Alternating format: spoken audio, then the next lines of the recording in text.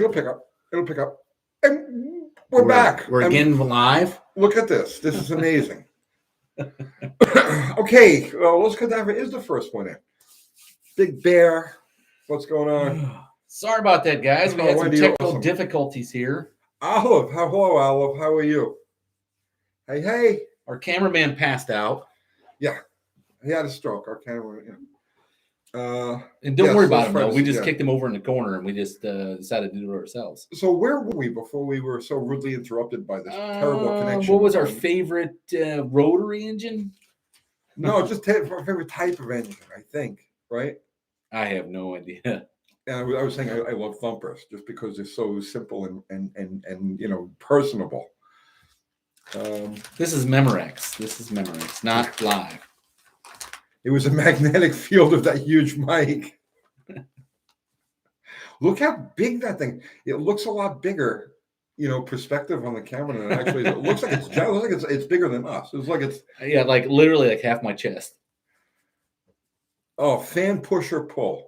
And you were talking about that. I don't really have an opinion on that, but you do. I generally don't do the pusher fan. I would upgrade to having a better puller fan. But if you don't have room, like S10 guys used to be the ones that I always saw that had the pusher and the puller, right? Because there was never any room between that front of that small block Chevy and the radiator. Terry Littlejohn. I recognize that name. Why do I know that name? Terry Littlejohn. Terry, where do I know you from, Terry? Edge Moe is from the Jersey Shore. Used to hang out in Tottenville. I hung out in Tottenville. Some guy is saying you could own only one singular car for the rest of your life. Make and model, go. I can only own one car for the rest of my life. Make and model. What would it be? 6 Dodge Dart. I think mine would have to be 85 Suburban with a Buick Big Block. Yeah. I do like it. We already own the cars that we would keep for the rest of our lives. Bruce W, any update on the carb mods? Yes. It's been raining out, so I haven't done anything outside. But all the difference in the world. They cleaned it up. Now you crack the throttle. Well, be careful touching anything. You crack the throttle and it's dry. It just a little past open, you get a couple of droplets, and then you go past that and it clears right up. So yeah, it made a huge improvement. This is the carburetor? Yeah. So Los Cadaver's asking, I just ripped a Buick four-banger out of an Opal. Is there anything I can do with it short of having a boat anchor with the shiniest chrome valve cover? And I'm not too familiar with the Buick four-cylinders, the Opal four-cylinder. Yeah. It's a German motor. It is a German engine, but I am not too familiar with it at all. They ran good. I mean, they didn't make any power, but they ran really good. I remember those cars. They were all over when I was a kid. Well, weren't those cars what they used in like rally racing and all sorts of different international? I'm almost certain there's a big aftermarket following for it. Did you ever see the headlights on those cars? On Opal GT? Yeah. Yeah, they're aren't they recessed like they a roll Corvette? like this. There's a lever. You pull a lever. Oh, I did not see that. Flip over. Whatever they flip. Yeah. All right. Okay. Let's see.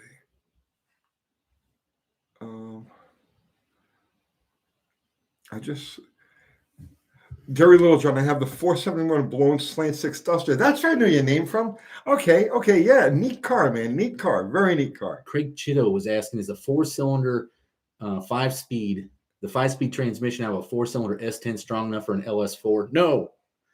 Don't waste your time. Let's see. Bruce W. Tony, will you change the squirters to try and get the drips completely gone? It has nothing to do with the squirters. The squirters are fine. I'm not getting a drip out of the accelerator pump. I'm getting drip from the boosters.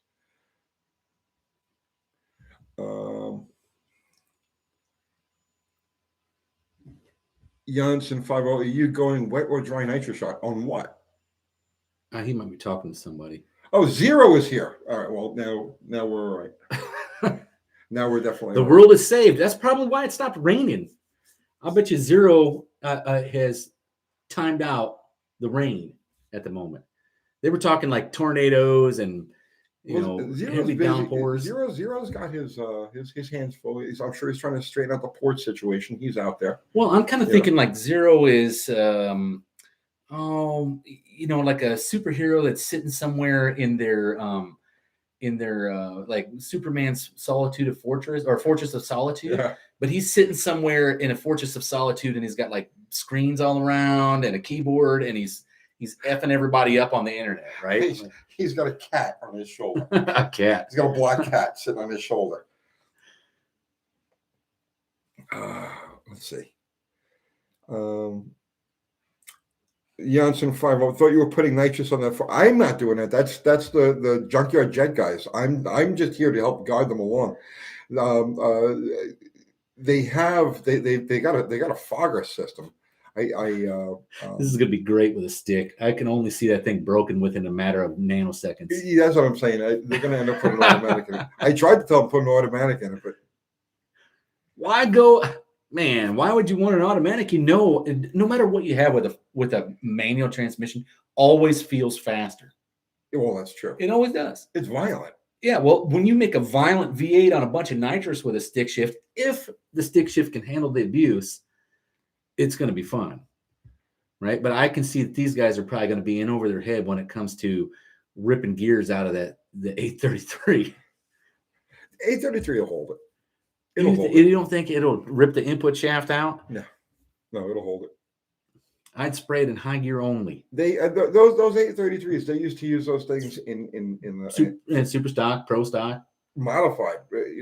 So like 11,000 RPM launch with a 45-pound flywheel. You know what I mean? And 1432s, and they'd stick and go, and those things lived. So Texas Mopar is saying junkyard death. Junkyard death. Yeah. Well, the funny thing is they're going to build a whole damn car and not have any debt. It's John Wilburn. Of all the things, he snuck in here. I wonder why you weren't modding. It's special delivery. We have a special guest here. How do we got to get him a chair? Here, have my chair. I won't stick around and bother you. Oh, but I do want to bring you this. what is work that? out this way. So at Carlisle, I was requested to give you this. Okay, a picture of a One of your 77. It's a New Yorker. New Yorker. Yeah, I don't know what year, but yeah. Okay, picture of a 77 New Yorker. Okay, Very cool. And the Mopar Den wanted me to bring you this. Wow, that's nice. And if you've seen the welding shield that hangs up in my studio, Yeah. and pinstripe welding shield, same guy did that. So Wow. that's from Mopar Den. And it took me a couple months to get it to you, but Thank you, Mopar Den. there she He is. sent over a beautiful piece of a sign, a UTG sign done like the letters yeah? done in like an STP style. Oh, neat. Oh, it's beautiful. It's in the orange room. I like The it. chicken walker room. This is. Well, thank you. That's beautiful. I'm entirely too close to this microphone. So You are very close to that I know, microphone. I need to run. Do you feel drawn to that microphone? I bet you I'm feel not drawn to it. violated. Do you feel compelled to touch that microphone? No, I feel All right. compelled to get a Clorox wipe. Well, come around here. So wait, Dallas. What? You want to Get out of here? Be careful. No. Grab another chair. Grab another chair. I'll scoot over. I don't really like to sit very close to you guys, but that's okay. We'll put this thing off to the side. There is an unwritten rule. You must have a certain space between guys. That's okay. We can position things a little bit better. That's why they invented consoles. This is true. This is true. Okay. Oh, that light went out. Why'd that light go out? You just never turned it on. Really? Yeah. Oh, all right. Well, there's a darkness in here This for is some cool. reason. I brought it with me. Well, you're both wearing black shirts. Yeah. Grab. There's in the next room. There's a couple of chairs. There's the ones I spray painted black. Grab one of those. Honest, I didn't come to crash the live, but But you're here. I did just visit Dakota of Dakota's Timeout fame. Oh, did you? I just saw Dakota, and we shot a little bit of video with him, and it just worked out because I'm on my way to Lebanon, which is 45 minutes from here, and I'm headed right by here. And I said I'm determined to get you your picture and your sign. What's the significance of the picture of the So New Yorker? one of the UTG viewers Okay. brought that by at Carlisle, Okay. and we took off early to film at the train museum. Oh yeah. There you go. There's a chair. Yeah, I figured this one was easier. Yeah. Here. Jonathan Couchy, thank you, man. Well, I got a super chat I need to address. Uh-oh. Yes. Is there any advantage to converting a 392 Hemi to polysphere with 354 poly parts? Would it enhance fuel mixture within the chamber and move the power to a lower RPM range? Is the intake port like a Hemi's? The intake port is like identical to the Hemi's. Is the exhaust port? Yeah, the exhaust port. That's a good question, man. That's a good question. I would think that the poly would well, you got to do pistons too, because the poly has a valve relief, an exhaust valve relief that's set off to the side, and the Hemi doesn't. So, what do you think of it? I have no idea. That's out of my pay grade, that poly stuff, but I do find it interesting. It is. It's an I want to do a interesting poly idea. small block, a big cubic inch poly small block. Yes. I really want to see that and what it would do. Well, that's he's talking about doing it off a Hemi block.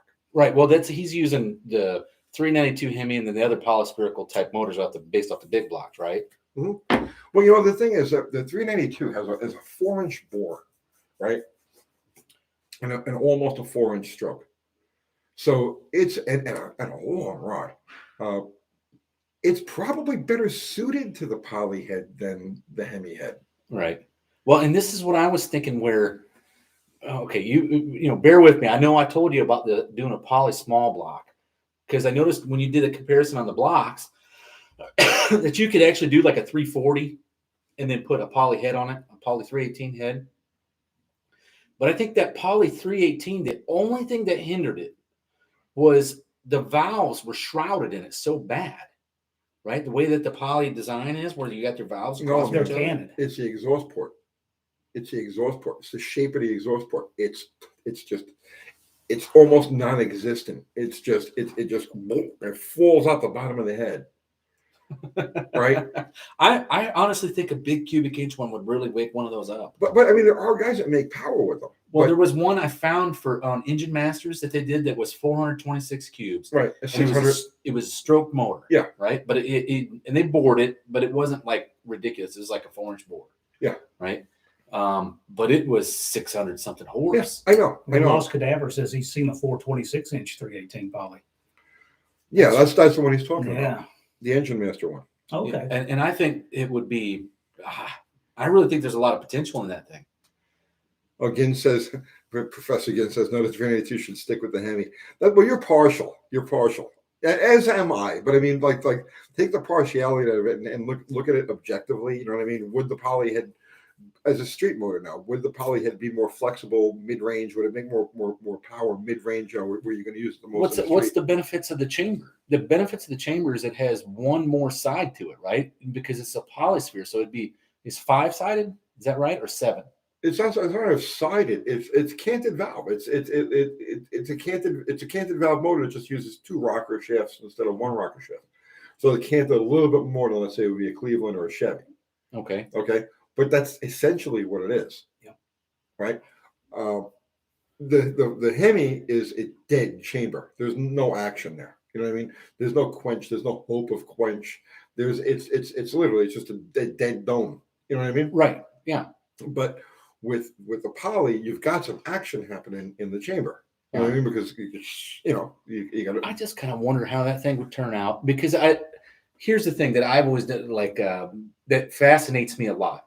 I like engines that never got used for racing purposes, right? Because they were dead technology the day they arrived, right? People were like, "Oh, that's overshadowed by the Hemi, or that's overshadowed by the Cleveland or the Cleaver Ford," right? And they leave all the other stuff untouched. A Y block Ford. I seen a Y block crank out 650 horse. A Y block Ford. Those things I was always told, were a boat anchor. They got ports on top of ports, right? It's a terrible design. And there's guys making 650 horse with them. What about this poly? Because I don't think anybody's ever visited that. And I wonder if you could make a big cubic inch small block and help that thing breathe. But lots of people have visited canted valve engines. And what Gins is saying here is Chrysler thought the Hemi was better. Yeah, for a little while. But remember that the final incarnation of the Hemi was supposed to be basically a big block Chevy clone. And if you look at normally aspirated engines, and now I'm talking about in classes like Superstock, where you're limited to certain criteria. But if you look at unlimited, normally aspirated classes, the Hemi is nowhere to be found. It doesn't exist. It's non-existent. Everything is based off of the Chevy or the Chevy type combustion chamber. Nothing off of a plain old-fashioned Hemi.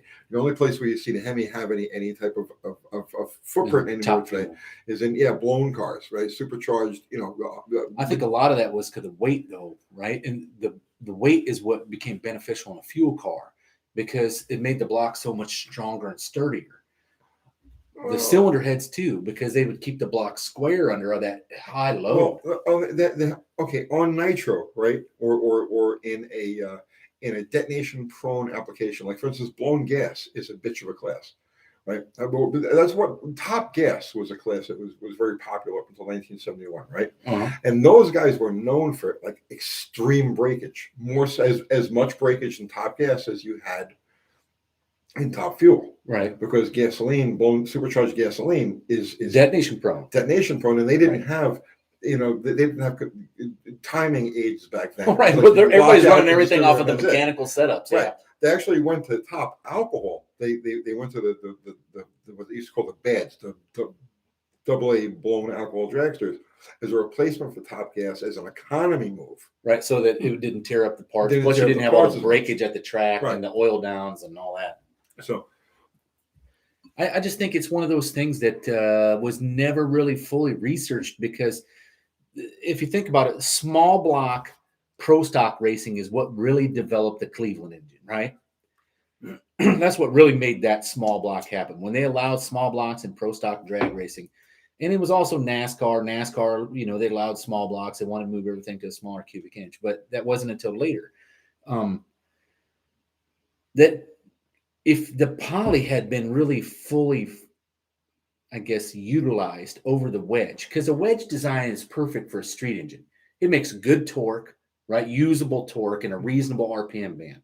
Mm-hmm. But when you take an engine with a cannon valve or an engine with a hemispherical head chamber, right, horsepower is the number, right? That's where they shine. They're not good at emissions because they don't fully burn all the fuel. Right. And it's just because of the chamber design. That's why they went to the fast burn style heads later on with the wedge. But it's still, I think that poly has a lot to it, that it went away before its time to shine actually happened. I agree with that. Well, the Cleveland, they had to do a lot of work on the exhaust side. So how much work would you have to do on the poly too? Because I mean, you look at Fords, they radically mill the whole side off of that. Okay. Well, no, you got three different polys. You have the Chrysler poly, which is what he's talking about, the Spitfire motor. You got the Dodge poly, right, with the red Ram, and then you have the Plymouth poly, which is the poly that we would deal with the small block, the ancestor. Right. The problem with it is the architecture of the cylinder head itself. The exhaust ports are small, weird shaped, and they're hugged by water jackets. Like you can't really do very much with them. I mean, they're obviously somebody's making 600 horsepower one, which is pretty freaking impressive. But you talk about the poly Chrysler like it's an oddity and it should be explored, right? But the truth is, it's a canted valve engine. Right. Well, I think canted valve engines have been explored to the nth degree. So it's like, you know what I'm saying? Oh, I totally get it. I just think that. So you can fuck with the Chrysler poly, but it'll never be as good as a big block Chevy. It'll never be as good as a 351 Cleveland. Right. I guess what I'm getting at is this: you can go buy a poly right now, a takeout motor for $150. Yeah. Right. You can go buy a junk poly for $150. You buy a W2 headed small block Dodge. How much is that sucker going to cost you? Yeah, but you don't have to buy W2 heads anymore. Now they've got so many aftermarket. Well, sure, but what I'm getting at is those cylinder heads are $2,000. If you were to take $2,000 and focus it on a poly head, what would you end up with? A very expensive boat anchor. I don't think so. I think there's a lot to that thing. If there was, think of it this way, right? If that engine, if the polysphere had, as Chrysler built it, the A motor, if it had any potential at all, it would have been scooped up to be used in like the Trans Am classes. There would have been, it would have when NASCAR went to started putting weight penalties on the like for instance when they put the weight penalties, the cubic inch limit, the 305 cubic inch weight limit on the wing cars, right. right away. I mean, the poly was there. It was actually still being produced in Canada, for Christ's sakes. It was in the mix. It could have been worked with, but instead they went with the small block. It's like the Predator carburetor. If it really was any good, It's see right, people still exactly. use it. That's the thing. Like we're 50 years down the road, half a century down the road. We talk about the stuff like it's today. You know what I mean? Like, I we're know, just I know. making it today, right? Right. I mean, half a century down the road, thousands of people with unlimited, ridiculous resources, a brain trust like that. You put our three fucking brains together, and we don't equal some of these people who are involved in this stuff, and nobody did anything with it. But conversely, you look at stuff like the Holley carburetor that's been engineered that far back, and we still use that today. Yes, because it's good and it Exactly. works. It's the opposite. Right. If the poly was good and it worked, it would be used today. And actually, Chrysler did bring the poly back with the 4.7, and we know how that turned out. Was that a pause first? I know. Yeah. Never Really? thought about it like that. Oh, that whole motor was a bone anchor. It's the problem. The problem with the Chrysler poly, with the Plymouth poly, is the exhaust port. Like I said, I had a friend of mine, a guy was going to give me a poly. Right. I did a video on the history of polys. Right. And he was like, if you want the motor, just take it. It's taking up room in my garage. Right. And I looked at it and I said, let me think about this for a minute. And I looked at it. I'm looking at it. And I got the head upside down. I'm looking at the ports. And it wasn't the first poly I dealt with or seen. And, and at the end of the thing, I just says, you know what? No, I'm never going to do anything with this. It doesn't have any, Jonathan Couchy, thank you, sir. Don't forget there's a difference between canted valve and polysphere semi-Hemi because the intake valve is like a Hemi. I got my poly 318 for $20. Yeah, you get them cheap. What was Bruce Sherrill's question there? Scroll back down a little bit further. Bruce Sherrill. A poly won't fit in many other body styles. Right. How does a poly, if you try to Well, fit see, that one was- and say a 66 back A body? Wasn't how that does- the reason for the torsion bar front suspension that Chrysler could get away with almost any size engine that they wanted because you didn't have shock towers and spring towers taking up engine bay space? Not really. It was the torsion air ride. They were promoting it as a ride. You know what I mean? And it is a better ride. You know what I mean? Like a torsion bar front. I don't know how many torsion bar cars you've driven, right? One. Like I've lived with torsion bar cars my whole life. Really? You can literally take Yeah. the shock absorbers out of a torsion bar. Right. Yeah, you told me that. I was And they don't surprised. do anything. Like they literally don't do anything. You'd notice it like if you're going over extreme ripples, you know what I'm saying? But if you're just driving down the road normally, you got like normal road, stuff, Bumps and stuff. the Yeah. bumps and imperfections, you would never know the car didn't have a shock absorber in it. Huh. Whereas you do that with a coil spring car and you're all over the place. You're like this.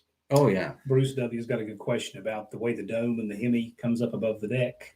Okay, what is the advantage, disadvantage of the piston coming out of the bore in the 426? Nothing with the piston coming out of the bore. What sucks is that you still don't get a quench area, even though the piston's coming up out of the bore. There's still no quench area. And if you study gasoline burning Hemis and you look at the carbon impressions of them, you'll see that area around the outside of the piston is just a dead zone. There's nobody home. The downside, the downside to it is once you get into higher compression engines, once you get into like a 12.5 to 1 motor, the dome is actually in the way during the overlap period. So and that's why Hemi motors don't work as well as they could or should on paper in things like Pro Stock, or you know what I mean, because the dome is just a design of this 177 cc combustion chamber. That's a big ass combustion chamber, and it takes this huge lump to fill it, and that peak of that lump gets in the way of the two valves during the overlap period. So you need like incredible scavenging to get past that hump. And then you've got the other problem with the centrally located spark plug, because it gets wet. People talk about indexing spark plugs. The Hemi is one of those instances where indexing a spark plug actually does make a difference, because if you want to use the ground strap to shield the electrode from that wet mixture that's coming across during the overlap period and being kicked up at the plug by the piston. Of course, all this stuff happens faster than you can blink an eye. Right. Right? But it happens just the same. Yes, Joe Brennan, the microphone does look like R2D2. And yes, the trophy does look like C3PO. And Tony looks like Darth Vader, depending when people bother him too much. I am your father. I was thinking more like the emperor, right? Yeah.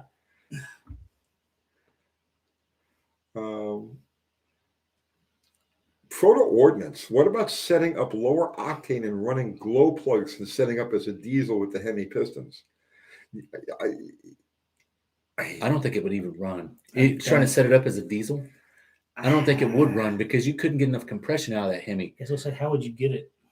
Well, it would need to be the head generally needs to be flat with like 0 cc combustion You chamber. have to mold the piston, I would think. You'd have to even- mold the piston to it, and then you get into all kinds of valve. Yeah, actually, you couldn't.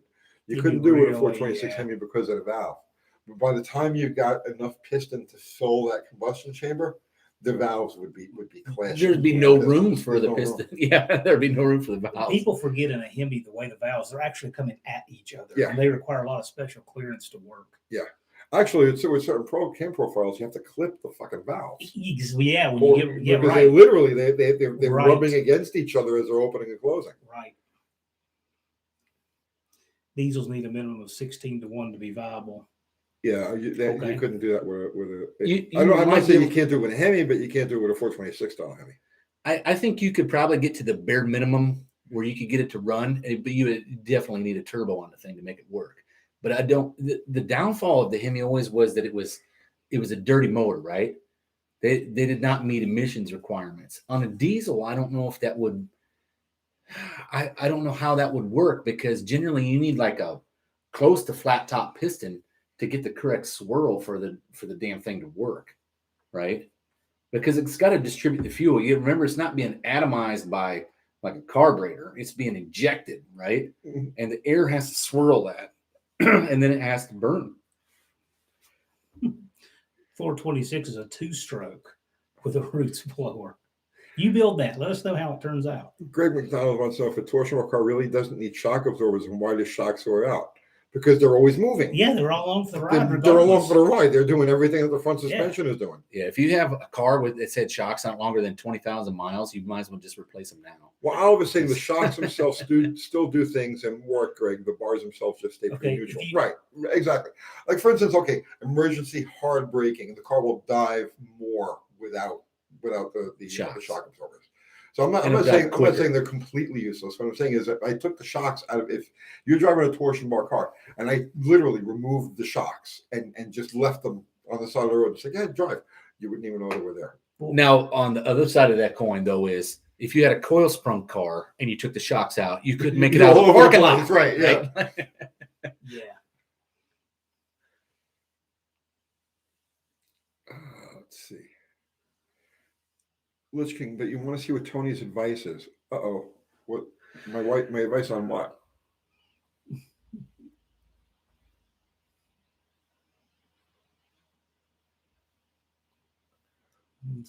So what are you doing now? What are you driving all over the country again? Well- I know you're coming back from you did your show last night at your aunt's place, right? Yeah, in Georgia. I did. And always glad to see you there. And then coming back through, I stopped and filmed some with Dakota's timeout. So I could give him a Okay. timeout in person. And I just saw him just a few hours ago. And then came You know, he here. has his own dropped closet. off. You could have brought him here, and he has a closet he can time out in the closet. Lich King, Uncle Tony, I tried the piston pin offset trick and I do have a bit of piston slap. What does that mean for the engine that I'd like to daily? Not blaming you or anything at all, by the way. I don't know. I daily reverse piston motors. My wife daily drives a reverse piston motor and there's no problem at all. What engine is that in, by the way? She's got a 360. What's What his? engine did he do that Oh, I in? have no idea. Because I think, to tell you the truth, when we were talking about the reverse piston engines, isn't there, if you add more stroke or more angularity, it does become more prone to piston slap, right?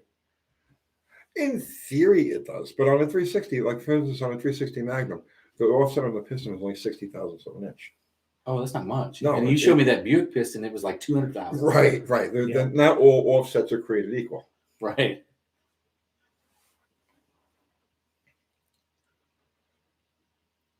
My old Did it on 302 Ford. Oh, that's Stop real short everything stroke. else. So the angularity on the rod Well, is that's like pretty a- intense. That's a 5.1 rod in that, I think. Well, now you see, I myself never assigned a horsepower number to 5.096. the piston That's right. reversal. Let's get it right. But Joe Sherman with a 302 Ford claimed 25 horsepower. I imagine that's probably true because it has more rod angularity. It's a short rod, real short rod, right? So if you flip it around and it's got 40 thousandths of offset, and you've just radically changed the angularity It's of got that rod. it's got a lot more than 40 thousandths of offset. Well, I'm sure. A connecting rod that short. But I could see a Ford small block being you could that probably even see it. Well, with Ford the small Joe block. Sherman test was actually in Hot Rod Magazine. It was a build he did for Hot Rod Magazine on a 302 Ford. Maybe it was I remember the article. 302 Ford, yeah. And he claimed 25 horsepower out of that. Now, I guess I never assigned a number to it. And Chrysler, we're talking about it, never assigned a number to it. But he assigned the number, and it was worth that much horsepower on the 302 that he built. And here's the thing that people are kind of forgetting: when this was offered in the Mopar Performance magazine as a side benefit, right? That you could do at home for nothing except for a set of rings. That's when people were looking for every 1 horsepower to run the class, right? Because literally 1 horsepower. These are the same class racers that took an oil pump and ground the oil pump 150 thousandths off the oil pump, and then ran it at 6 pounds of oil pressure instead of 10. Yeah, every little bit of edge. And it's free. Right. But every time that you do those 1, 2, 3, 5 horsepower things, Well, next thing you know, they all add up to like 1 100 horsepower here, 3 horsepower there, 2 horsepower there, and next thing you know, you've actually got something that runs. Something that makes you run 2/10 under the index of the class. Dale B, ironically, I came here to pick up 2 hats that Kathy said she's got stashed for me in this building somewhere. Oh, okay. So I'll get them. Well, call her and find out. Yeah, well, she did. She said they're in her desk or something, wherever that is. Lich King, I understand the logic behind the pin trick, but does it damage the bores if they keep running? No, I've never. No. Remember, it's an aluminum piston in an iron bore, and the rings are going to do their thing and sit regardless. But he's saying it's fairly noisy. Probably when it's cold. And does not improve with temp. Are you sure it's the pistons that you're hearing? Yeah. I would wonder about that. Yeah. If it doesn't improve with temp, I'm assuming check your oil pressure. It should go away when it's warm if you have any. Yeah. If you're hearing a hold on. If you're hearing a duck, duck, duck, duck, then you got a problem because the piston noise you get from when like reversing the pistons, and I'm telling you, I mean, you really got to listen for it, right? But his was a 302 Ford, right? Yeah. I wonder what year it was because in '94 they all went to hyper-eutectic pistons, and you know how like the tolerances on them are so tight, right? That's possible. I don't know, but I can tell you right now that it's actually, so if you did it, let's say on a high compression 440, you'll hear it on a high compression 440, but it's actually a very pleasant sound. It doesn't sound like dang, dang, dang, dang, dang. It's just a nice purring rattle that you get it's like the sound of power. So yeah, if you're getting an actual audible knock out of the thing, you've got a different, there's something else going on there. Hey, Brow Breaker, how you doing? I crashed their live instead of yours this time. Mike Batista says some guys say you can hear forged pistons. You can. My 351 Windsor truck, it is a chatterbox when you start it up and it's cold. Yep. And that's a lot of that's just because the piston being forged aluminum shrinks down more than a regular cast piston when it's cold, right? So your tolerance is way loose. And then when it builds up heat, that piston expands, filling in the extra slop, and you don't have that problem any longer. Let's say I have 60 psi cold with a high pressure oil pump. It's a 69 engine with stock cast pistons, stock rods, and all stock sizes. Man, I don't know. 69. How did you go about reversing the pistons? How did you go about flipping them around? What did you do exactly? Smoking Wrench says, love the knock. Love the knock. Dakota's timeout 0. Can you get him? I can't get him from here. you can't get him from here? You can't? I could. Zero's watching. Oh, okay. And Ari's there too. And Fubar. So is Fubar. That's right. Yeah, Fubar was the first. There we go. There you go. Just like interactive TV. Isn't that cool? Isn't this a trip? The whole. Have you heard of Dakota's tractor? Have you heard about this? I have not. No. Oh, I don't have video. I'll show you a picture of it. They have a really, seriously cool Ford 8N tractor with a custom engine. You need to see this. Huh. Yeah, I've never seen one like it. Okay, Liz King, I did it exactly like you showed. Flip and swap to the other bank. Okay. I checked that the rods are in the right position to each other and to the crank. Yeah, Honestly, bro, I'm lost for, does it run any better? How would the bores look when you started? How much honing did they take? Are these That's what I'm like, kind of wondering is like how Yeah. ragged was the motor to begin with? Or how Because- much taper did it have? if you have like 7,000-8,000 bore clearance before and after, that could be like on the edge. Oh, okay. Now wait a second. Now, a lot of engines will have one or two cylinders that are factory overboard. Like the blends. What they'll do is they'll run them back through again. Warranty engines, or a lot of them are like that. Are you sure that this wasn't an engine that had one or two bores that were looser than others? Well, his other piston wouldn't fit in Well, that the piston board. wouldn't have fit, right? Okay, Yeah. okay, he's right. The only thing that I'm thinking though is, because see, the small block Ford with that real sharp angularity on the rod puts a lot of side loading on the piston, right? I'm kind of wondering if it scored the side of that piston really bad, or it may have dug the side of the block to where you had a lot of taper in that one bore, or if the engine itself was ever overheated really bad, it would have really chewed up the bore, right? Yeah, but he would have had the knock before. Well, he never, He would have- maybe he he would have never had even piston heard it run knock before. Now, David Coe actually killed a man in prison with a backwards piston. Yeah. So I that's believe that. I believe that. No, on Copperhead Road. He said the engine was never apart before him. The bearings are original 69 bearings. All the bearings within a few thousandths, but there's a taper with the top a little wider. You talking about taper in the top of the bore? the question is, how does it run? Yeah. How does it run? Is it using any oil? Is it doing anything weird? And that's why David keeps going to prison. Exactly. You killed him for a bucket. And it's amazing what people will do for a bucket. It's amazing what a desperate man will do in prison for a bucket. Runs smoothly at idle, no oil burning. And just clatter. And how does it run when you hit the gas? Is it just one cylinder that's clattering, or all 8?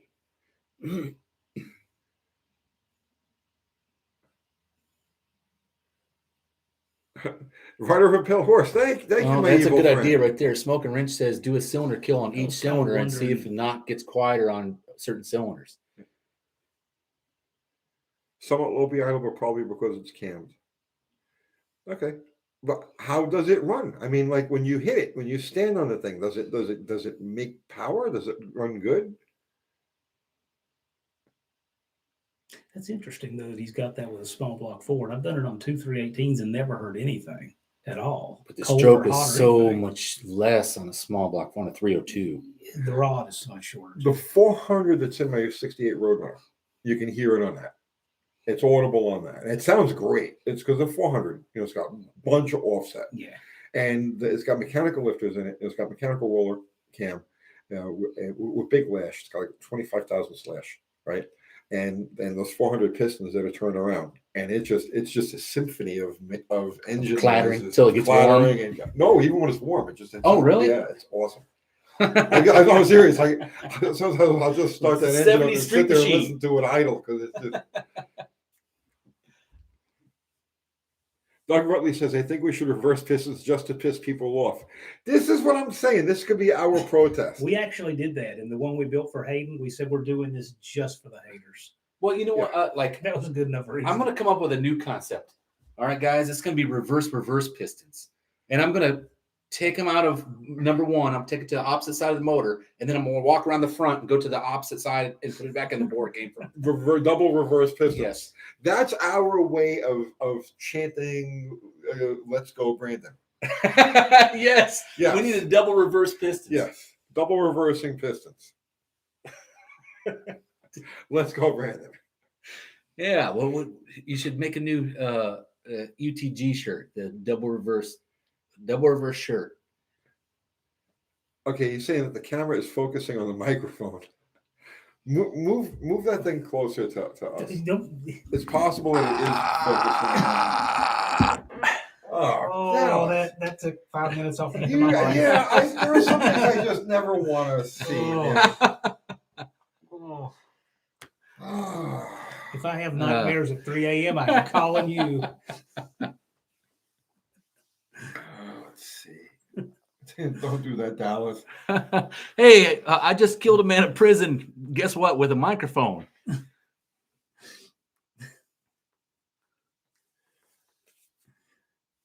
You're not caring what other people think is punk rock 101.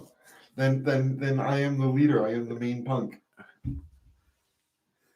I'm the only one that seems to not care about this microphone.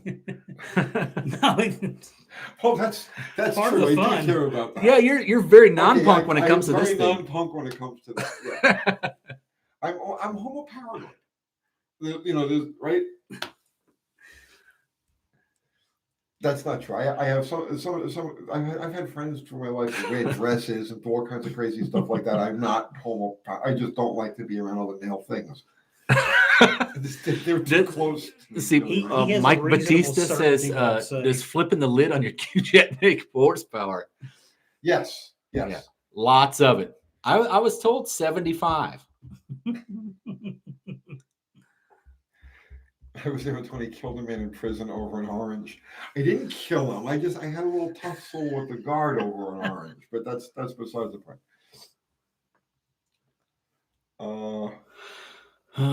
The Three Stooges. Oh, look, a microphone. Yeah. Manus, maybe his 302 is pinging slightly. Could be. I mean, I don't know, man. I'm not a psychic. Yeah, generally, when you hear piston slap, it's at an idle more than anything, and I doubt it's pinging at an idle. Danny Boyd says oranges are like money in prison. Everything is money in prison. Forget about it. See, who does that say? Steve Pastori says, Mike makes you all look like you're in a real studio. This is a real studio. Yes, it is. You guys ought to see this side over here. Yeah, it's all shapes and lights and stuff. And this foam. This is a very high-end studio, for real. I went out on a limb here trying to make it look like a real studio. These acoustics in here, these were not, they did not come with the building. This building would be echoing, but the work in the studio made a difference.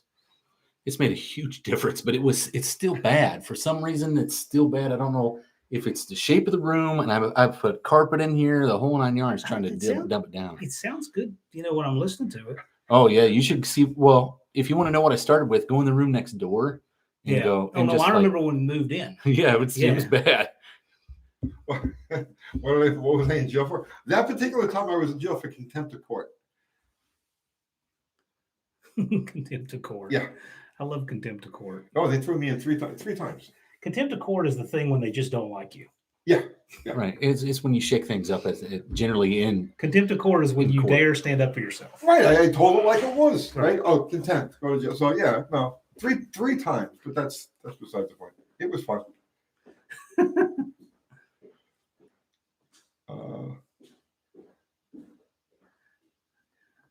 Let's see.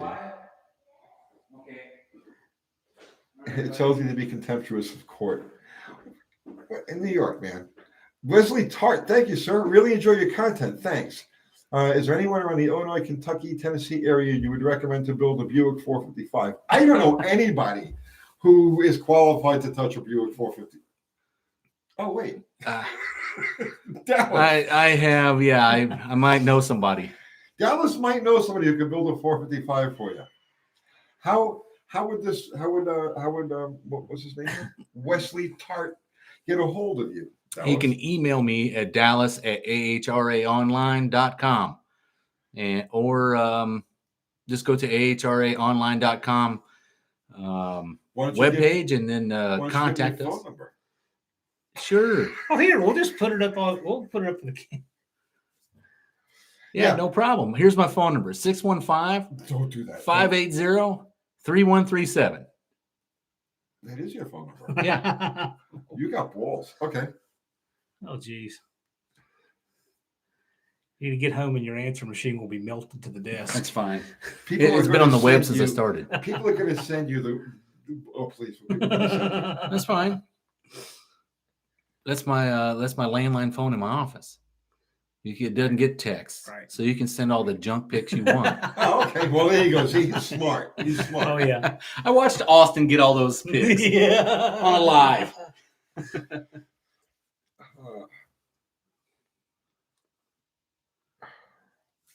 Mike Batista, run the Kraft Magnum heads in until you tell people you beat them with cracked heads. Yeah, of course. People worry about that, and their daily drivers have those same cracks.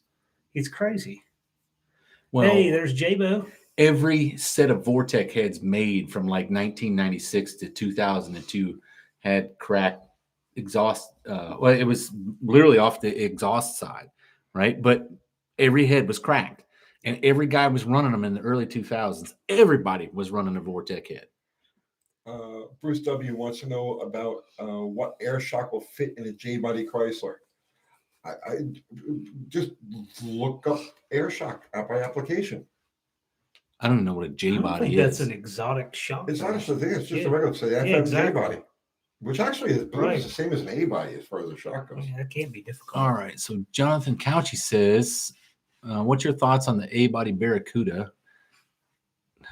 I'm sitting too far to read that. What are your thoughts on the A-body Barracuda?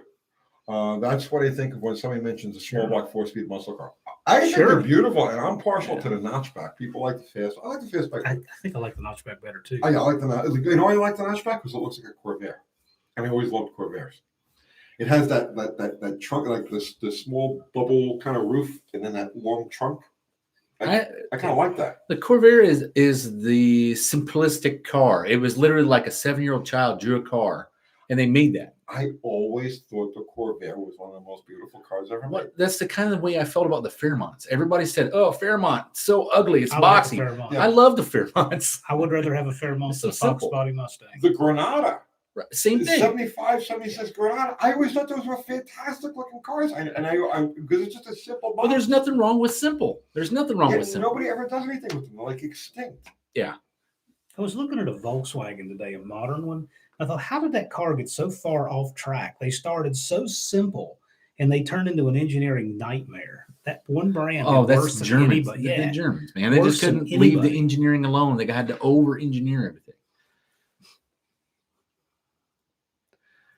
That's why I was like, that 63 special I got, real simple car, right? Mike says back in the 90s, you couldn't give a Fairmont. Yeah, that's true. That's true. Oh, now they're the thing. I love them. Well, I've that's always because loved everyone figured out that they're lighter than a Fox Body Mustang. them. They're lighter? Yeah. I didn't know they were lighter. That was the lightest car you could get. Matter of fact, you've ever seen Magnante's? Have you seen Magnante's Ultra Wheelbase one? No. Is it Ultra Wheelbase Fairmont? He does. That's And wild. he drives it on the street. But it came with factory with aluminum bumpers. Hmm. So then he just, of course, did the speed holes trick from the 60s Yeah. and early 70s. Could you imagine how ridiculous is that? Somebody drilling holes in a car to go faster. Yeah. who Totally would do that? logical. How ridiculous! What is it? Nothing's lighter than a hole. I'm telling you, that should have been on a shirt.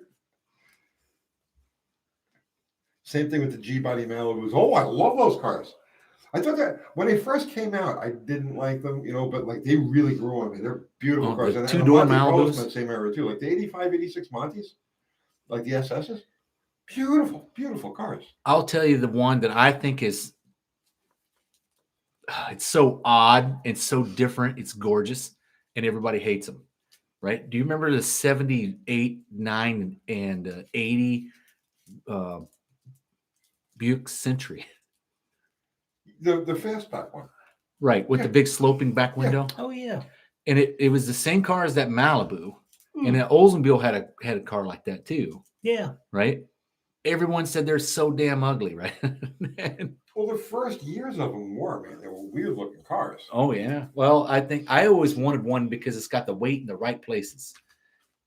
But I mean, I do remember those cars when they were like brand new. You know what I mean? And like it was like, ooh, it's like because we were coming off. There's still a lot of '60s cars on the road. There, there was like beautiful, sleek things, and then there was these. It looked like somebody stepped on the back of it. It was like Right, worse- exactly. It was worse than like a gremlin. You know what I mean? Right. Well, and so that same era, everyone always complains about the 78, 9, and 80 Monte Carlo being ugly. And I think they're gorgeous with the swoopy fenders. Yeah, those are pretty cool. I like the swoopy Yeah. fenders on them. James Kaiser, are Holly blue pumps rebuildable? To a degree. If you can get brushes for them, you can change the brushes like any electric motor. This stuff will come apart. The blue pump, all right, it's a vane pump, okay? And what happens with them is that people will let them sit with old gas in there, and the veins will corrode. The veins will corrode in the slots. it's just a degree of how bad the deterioration is. Once they become like pitted or anything like that, then you can't do anything with them. They never pumped the way they were supposed to. But I mean, there's no reason. I mean, everything is rebuildable, not everything. But yeah, the Holly red and blue pumps are both rebuildable Almost everything. to a degree. Modern cars are not rebuildable. No. That's why you see them 6 years old in the junkyard. Yeah. Like, They're I still appliances. can't even remember. As a kid running around in the United States, I was going junkyard all the time with my old man, and the stuff that was in there was like literally junk. There wasn't new thrown away crap cars in there. Pull apart here in Laverne, right? They have 3 Jeep Commanders. Okay. Commander, which came out in like 06. Yeah, there's 3 of them in there. All 3 of them are completely pristine. The bodies are straight, paint is shiny, interiors are nice. You open the hood, everything is under the hood, just the way it's supposed to be. 3 of them sitting in there. Computer just took a dump. Yeah, something just went so radically off the chain with it. It bounced from shop to shop to shop. Well, yeah, This is the hell with it. You think about it. If you go to a shop, look at the minimum they charge. They'll put 4 and 5 hours in it, 3 Well, different shops. I mean, You want to know the other thing that really made It them adds a lot of cars suck was, okay, let's say in 1978 you had power windows in a Monte Carlo, right? Power windows took a shit. What'd you do? Well, as the cheap guy, you go to the junkyard, you find another 78, 79, get the crank window regulator out of it, and put those Can't in. do You didn't that care if now. the door panels didn't even match. Can't do that now. Today, you can't even do that because they don't even make a crank window option for the vehicle. Yeah, I remember those days very well. And those engines, those electric motors were the easiest things in the world to rebuild. The only thing that would ever go wrong with those is the armature would get dirty. Right. So you just clean up, take it apart, clean up the armature, stick it back together again, and, like there's nothing. Well, I don't think they were ever that fast because they needed like diesel battery system in there to keep the window, to make the windows go up and down because it weighed like 80 pounds per window. Jason Fish transmissions probably wiped out those Jeeps. Well, yeah, that's another problem, right? It's Well, like, yeah, 8-speed automatic. 10-speed. Yeah, where's the fucking manual? Where's the Right. manual option? When you have a pinball machine full of stuff in there, it just so many things can go wrong, and there's no modern there's no old school replacement. That's what was good about the manual. Yeah. If you had a manual transmission, like, okay, I'll give you for instance, you remember Ford made their last OBS truck, the old body style 90s truck, what was 92 to 96 or 7, Yeah. right? Those trucks all had pretty much the, what was it, the E4OD transmission, like a wet noodle, right? And you put more than 20 miles on it, and this sucker's already coming apart. Right. But they also came with a ZF 5-speed manual that was like bulletproof. Well, and also that they ran that truck all the way back to 1981. 81. Yeah. So you could put a real transmission. Well, see, it's like a Dakota. That 545 RFE transmission is junk. But if that thing goes down, well, you could put a 727 in it. Oh, that's It would cool. bolt in. So you have options on some of those cars, but the ones they make now, you can't retrofit anything into them. I just liked having the manual option because you're like, if the transmission was bad and the motor was good, you go grab the manual. Right. Something with the mic. Kerry Nolan is saying, put the mic in the middle, please. So that everybody can be Is heard. that where you want it? They You want it right in John's They face? want it more I need to look at uncomfortably this. close to me. Yeah, put it close to John. I'm trying to make it look right on camera here. It's got to be directly on your chin. Yeah, stop touching it, Dallas. Stop touching it, Dallas. Oh, God. Don't point it on my door. If y'all I adjust don't that wanna mic point more it. than 3 times, you're playing with it. Danny Highland says he's only 22, and man, I idolize the old ways. Good for you. It's good to hear. I mean, I feel bad because honestly, I'm tired of the old ways. I'm done with the old ways. The problem is I look around and there are no new ways that really seem reasonable. So I'm stuck with the old ways. Whatever year that we got keeping up with the Kardashians, I don't want anything that came from that year. That had to be the most brain dead year in history. Unfortunately, I spent all my time overseas, pretty much in the Navy, and I came back and I had this, this version of maybe I didn't even come back to the right country. I need to check and make sure that I'm in the right country. He did kind of come back to a different country. Oh. E4ODs had an oiling problem at the tail shaft. Anything that has an E, any transmission with an E in it has a problem, if you ask me. Oh, Mikey K133 saying they were okay if you added a better cooler. They got hot and burned up. Ford transmissions always seem to run hot. I remember like the C6s, were always. You could tell. You would tell if you walk into a transmission shop, you could tell they were working on a C6 because the odor. You know what I mean? Well, here's the thing I laugh about it, especially Ford transmissions. Out of the muscle car era, everybody always thinks of the transmissions like C4, C6, right? And then you had your Chrysler versions, your 727s, your 904s, and the GMs, the Turbo 350, the Turbo 400. Out of all those 6 transmissions, which one has the worst rap? The C6. The C6 Ford. Yeah. And it's like, how is that possible? That would be the equivalent of having the 727. But they burn up. They were miserable transmissions. Yep. I know Ford guys can be like, "Don't talk shit about the C6." No, they were junk. I mean, Then they replaced them with the FMX. Like, oh my gosh. I would I race. think it can get worse. I would race a 904 before a C6, and it would probably hold up better. I remember when those transmissions were in like a regular service, because I was a regular mechanic. You know what I mean? It was like I worked on these things every freaking day, and they were so sluggish. They shifted like they were stuck in like mashed potatoes. Right. Yes. You know what I mean? Yeah, that's exactly Right? what I was They thinking. wheezed into the next gear and then like slipped most of the way through. I know. Terrible, I terrible always transmission. call it shifting like a waterbed. Yeah. Just really soggy. Bad Tree Productions in the house. What's going on, Bad Tree? Peter Coates, you got a C6 behind a 300 stage 6. Why would you do that? Well, I mean, okay, that probably won't ever hurt a C6. But God, No. you're sucking off so much You know- horsepower with the back of that motor. Yeah, So- killing gas mileage for what your 300 saved you. So Andy Wood's truck, 600 horsepower at the flywheel, he runs a C4. Oh, that's I what mean, I'm on. but that tells you right there that, I mean, if the C6 was truly a heavier duty option, that would be. He went to great expense to make a C4 handle it because it's a better transmission than the C6. Oh, Bruce W. How did I end up owning the AHRA? I bought it. I bought the name. Yeah. He won it in a card game. I had chased it for a few years, and the guy that owned it ended up calling me one day out of the blue and asked if I wanted to buy it. And if we ever build that proverbial time machine, I don't know if it'll ever happen again. But yeah, it's that he called me, and I jumped at the chance. Grant O'Damax. Hey, gentlemen, what is your opinions on exhaust cutoff valves? You mean exhaust? Okay. Cutouts? All before the muffler or resonator? Oh, yeah, way before. Yeah, I've never used them. They're talking about the cutouts. Yeah. You just drop the pipes if you want to do Well, it. I would drop do the the pipes. old school trick, because Tony did a video on this. It's essentially what you're wanting to do is tune the length of your exhaust, right? So the old school way is take a crayon right down the side of the exhaust, and where it stops melting, that's where you put your cutout in. But it should be well before the muffler. Yeah. Well, an alternative to a cutout will be that's where you could weld in your flange for the, a flange right there, just like Right. you have on your collector. You could do the same thing. If with you've that. got an H pipe, though, I think you would want to have it After after the H pipe. After the H. Yeah. Yeah, you use the scavenging from the H. Right. And then or the X actually scavenge better. Same thing. Yeah, if you got an H or an X pipe, put it after the H or the X.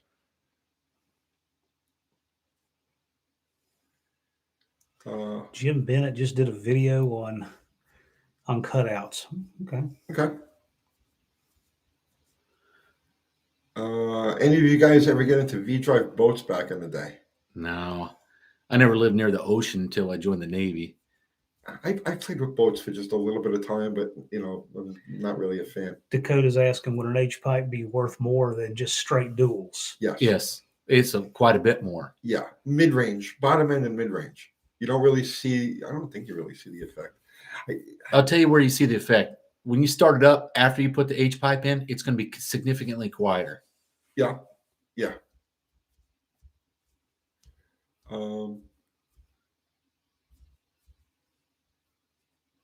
Olive is saying Little League pipe covers. A few people use cutouts in New England, but they had a way of being cheap and rusting to be useless very quick. Yeah, I would imagine those were around. Those were around when I was a kid. They used to sell them in a J.C. Whitney catalog, and they were It's just operated caps, by right? choke cable. Oh, well, I do remember the ones with the caps, with the wing Oh, nuts yeah, on them. right. And it like you Yeah. have them, and the first week they were great. The second week you try to take the wing nuts off, they break off or break the bolt or. Well, Chrysler had them from the factory on the Max Wedge and the Oh, early yeah, Hemi that's cars, right, yeah. 64, 65 race Hemi cars. And I think Pontiac also? Did it, yeah, I on think Tempest, Pontiac, yeah, Tempest, and the Swiss cheese Catalinas. right. Well, that's because they had to run a factory exhaust back in those days. Right. Well, like the 64 Hemi cars, the H64 Hemi cars had a single exhaust. Right. It was a little 2-inch diameter pipe. That The ran lightest all the way one to you the could back of get. the car, Yeah. and then a crossways mounted muffler underneath the back bumper. Right. But then it had the rest of the cutouts and everything else. Right. It was funny that when you get a model, like Magnante was showing the models of those cars. If you find a model of those cars, the super stock cars, they'll have that little weenie exhaust on there that you got to install in the car. And you're like, dude, that's going to ruin the whole look. Dankin, Uncle Ben, do you have any favorite imports, Japanese or German or anything? I have a few that I like. Yeah, early Jaguars, E-types, German Capri. MGs. I love midgets. I like a lot of the small, the small Brit cars. Early Z cars, 240s. I love the freaking things. Modern, I like the WRXs. What about you guys? Volkswagen Beetle. Volkswagen Beetle. I just love those not- air-cooled Volkswagens. Yeah. I like this. I like the simplicity of them, though. That's the thing. I like the German Capris. And that's Yeah, about those it. were nice. But see, those Jaguars, I mean, aren't they miserable to work on in the MGs? Not the early ones. You ever seen the MG with the three windshield wipers? Did they ever have like a. Well, I'm talking about midgets. Oh, yeah. Well, Okay. when I lived in Australia, guys had Ford Cortinas. Yeah. And Those those were were in good the cars. US. Those were in the US. And Yep. I've never really seen one. I think I wouldn't mind having one of those because they were power to weight. They were lightweight cars with a small motor. It was like 69. Well, those things 60. owned like the touring car series. Yeah. Well, I got one, the Australian Ford Falcon. Oh, I'd love to have Now something we're like that. talking. But I'm not familiar with that one. Oh, you need yeah, to see like it. the Interceptor for Mad Max. They are cool. No Fiats, no man, no Fiats. Nope. Topolino. Chris has a 68 Bug. Bugs are cool, man. I wouldn't mind a Fiat Topolino. I'll take that all day long. Have you ever seen the real car, a real Fiat? They're Topolino? ugly as hell. Yeah. But I still know that fuel altered body's under there, and I will take that sucker off.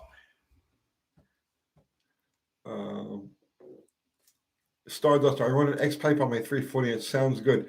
See, I have an X pipe on my 273, and I hate the way it sounds. Really? Yeah, it has it sounds good at idle. It sounds good at full throttle, but like part throttle, mid-range RPM, Takes away a lot of that drone. it goes. Huh. Nah. It's like So there's an X pipe on that Dart. I got an X pipe on I the GT. never knew that. Yeah. I never knew that. It's the only X pipe I'll ever own. You know what I mean? It's Oh, you have eventually an gonna come X over on it. it? Yeah, I got an X Oh, on I it. was thinking the H pipe. No, So that you- car's got an X pipe and a pair of floor masters. The X pipes, what it does is it works reverse canceling, right? Yeah. So the pulses cancel out each other. It kills a lot of the drone and the noise. You know, but it substitutes it with a different noise. Oh, which I is know like- it's going somewhere. yeah, which is it's like nails on a chalkboard. It's Really? yeah, I can't. Oh, at certain speeds. Yeah, I literally drive that car either like really super easy or really super hard to avoid that middle ground. Where it's like, The raspiness. Yeah, oh, I hate it. I hate it. And so the LS cars sound like that too, and the Mustangs with their X Yeah, pipes. well, yeah. Well, that's when now you have the crazy firing order, which sounds like shit to begin with. Then you add next pipe on top of it, and it's like, please put mufflers on there, quiet that thing down. Dakota's asking, so would an H pipe make it quieter? Not much quieter, but somewhat. H pipe is quieter than just straight duals. X pipe is even more quiet than the H pipe, but again, you run into things like Tony was talking about with the raspiness of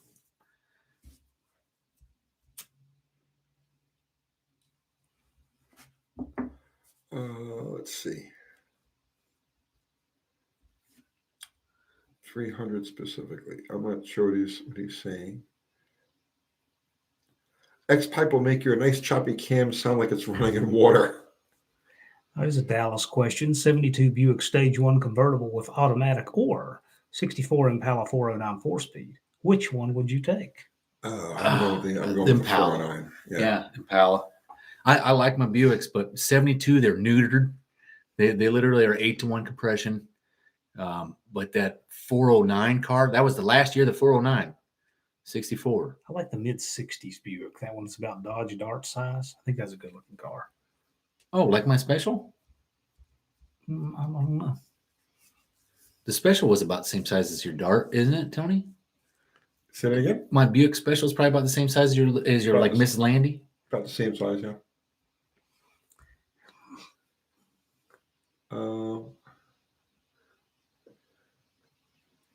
Has Tony Dallas and John ever dealt with front pulley starters? What's a front pulley Yeah, I was gonna say, I don't starter? even know what that is. I have no idea what that is. A starter that runs off a pulley on the front of the engine? That sounds pretty cool, actually. Sounds like a good way to Well, lose maybe a Top finger. Fuel.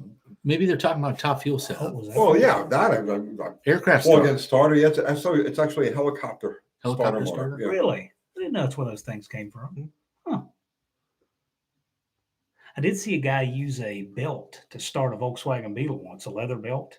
He wrapped it around the pulley. And Oh started yeah. it. JC Whitney used to sell a kit for that to make a pull starter. Yeah, I on don't a doubt that a Volkswagen bit. Bug. I can see that. I missed the J.C. Whitney catalog. I always thought that was a cool one. Photo ordinance front pulley starter is like for an alcohol blower. Well, I use them on Yeah. nitro cars, but yeah, actually, I have one sitting still at the house. Huh. They're heavy.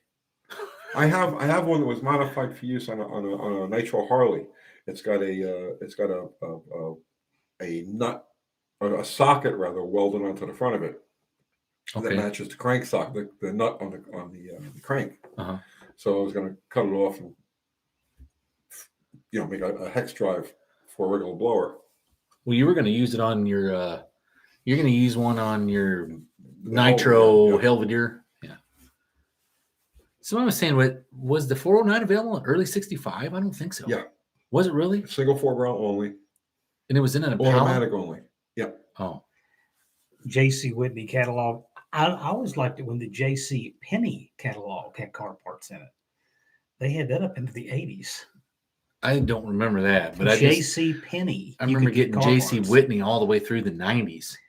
And it was about when the automotive or the American automotive industry died. That's when J.C. Whitney went away.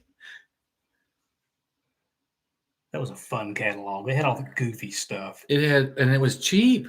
Gosh, was it cheap? Yeah. I'd love They're to not have some. online. You can't find there's no JC Whitney at all. I don't know. I don't know if they're I online. don't know if they even exist anymore. I know PAW's gone, and that's the one that broke my heart. Yeah, that was Oh, a they've been fun gone for a long catalog. time. Yeah. J.C. Whitney's been gone for a long time. But even if they still make one, it's not the same. Well, it's JC Whitney and JC Penney, two different things. They are, but J.C. Penney, and I mean the place where you get penny loafers and dress belts. Yes, they actually had. They had car tools? parts. Yeah. I Holy have cow. someplace I have a JC Penney tack. Yeah. JC Right. Whitney official website relaunched on carparts.com. There you go.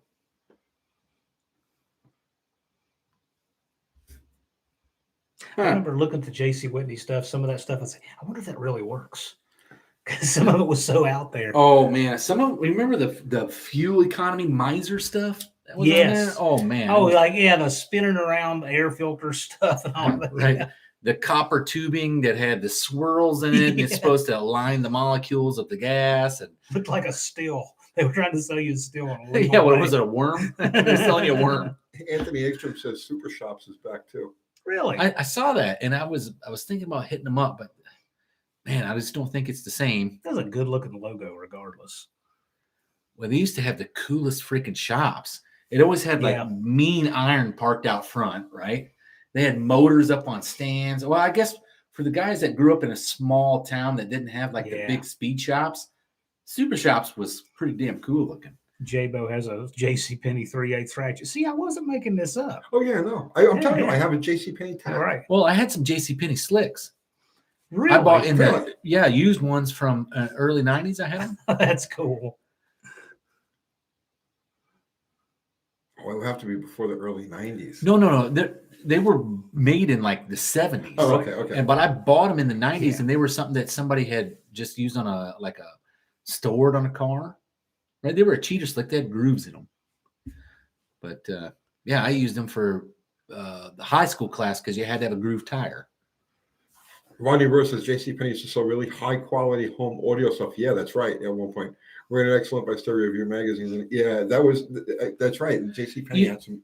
You know what's really kind of cool, it may be completely different now. About 2010, I used to go on eBay and search for like rants. Isn't it Marantz? Marantz. Yeah. Those were the super high end like stereos, right? Way back in the 70s. Right.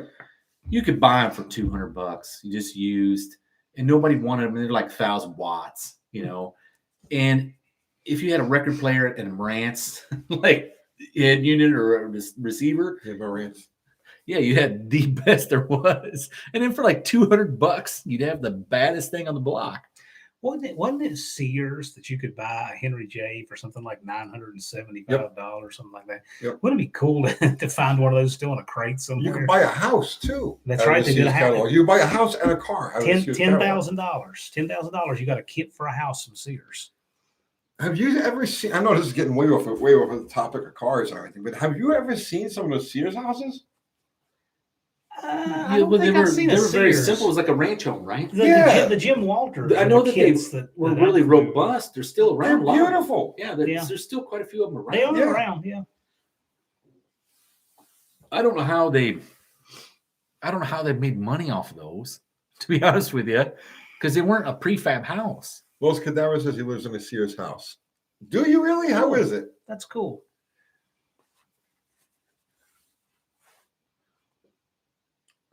Remember the surplus military Jeeps in a crate? Yeah. Yep. So somebody just unearthed one of those not too long ago. See, I'm old enough to completely- remember that. It was $99, and they send you a crate with a Jeep in it. So they Really? the M15 ones, they wouldn't sell them on the open market. They would cut them in quarters with a torch. Okay. And if my dad were still around, I was wanting to buy one and jig it up and put it back together. He's always wanted one. What's but that? M15 one was the Jeep they ran in the 60s. It's the one that was Ford made it and it had independent suspension and they rolled over really easy. So before they would surplus them, they would cut it in quarters. And I always thought that'd be cool to get one and put it back together, Huh. just as a project. With those World War II and the Korea War flat fenders were they made zillions. Well, of those are things. different animal now. Those are akin to the CJ. Those are Willys. Yeah, you're right. Those are Willys. So, what does this one say? LA 4-barrel intake manifold fit at 340. Yeah. All Is day. there a difference between the main journal size on a 360 and a 340? Yes. Yes. Okay, that's the only Bigger difference. means. That's why you can't use a 360 block and make a 340 real Right. easy. Okay.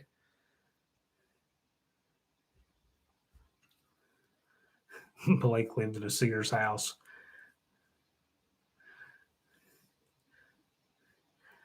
Sears Sears- tires with things on. Yeah, they Sears did. was great. They would repair everything. Let me tell you, I missed that Craftsman warranty. Well, That you know the was thing that nice. I really loved?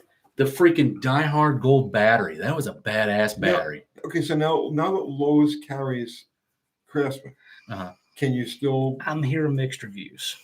Some will, some won't. Most of them, though, I'm hearing are exchanging stuff.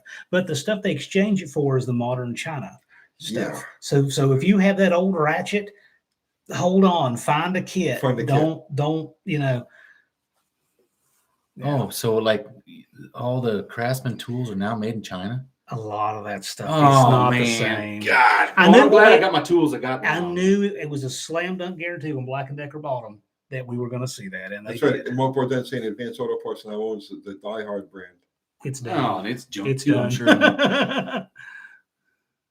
Well, Interstate, I think, made the Die Hard brand at one time, didn't they? No, Die Hard was its own. Yeah, entity. I heard it was Sears. What am I thinking? I'm thinking of something else, Sam.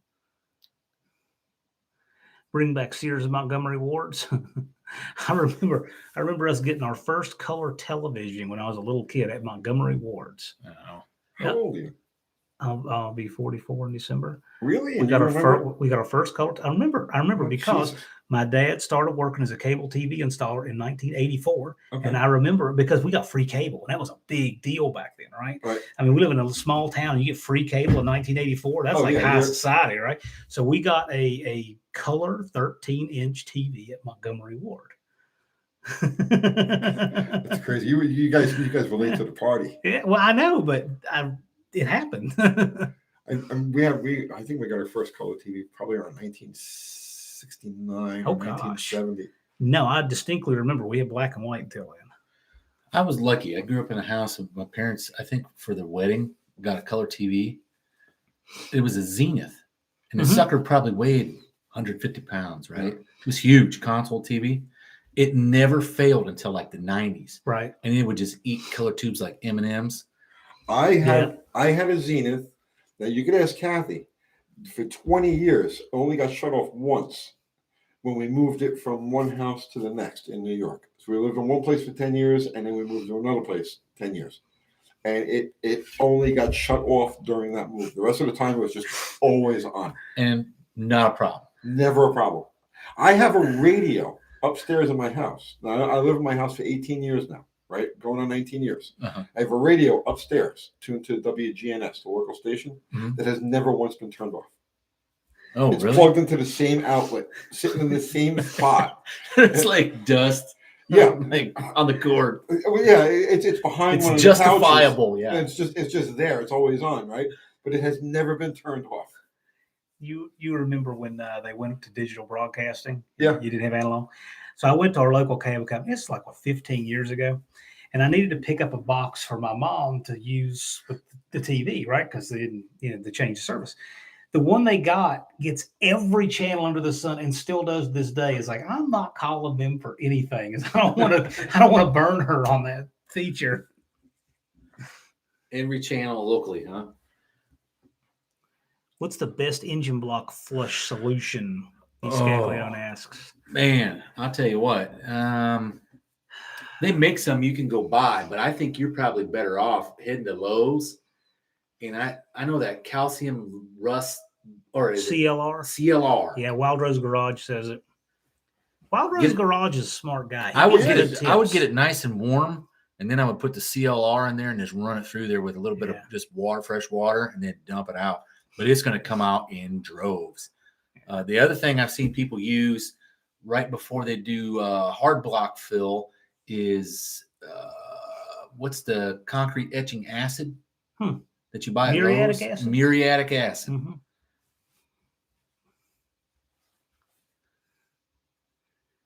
Lich King, my 302 with the tapping noise. We're back to that. That was like an hour ago. The cylinder bores were wider at the bottom than the top. That's taper. Whoa. No, that's Wider at the reverse. bottom than the top? No. We still need a No, 4-inch bore. No. you Oh. got something weird Yeah, going on there. Well, man. that's probably been that didn't overheated happen. bad. No, something goofy's going on. How much tape are we talking about? Wider at the bottom. That's something's that's- not right. That's not normal at all. That's like somebody honing goofy or something.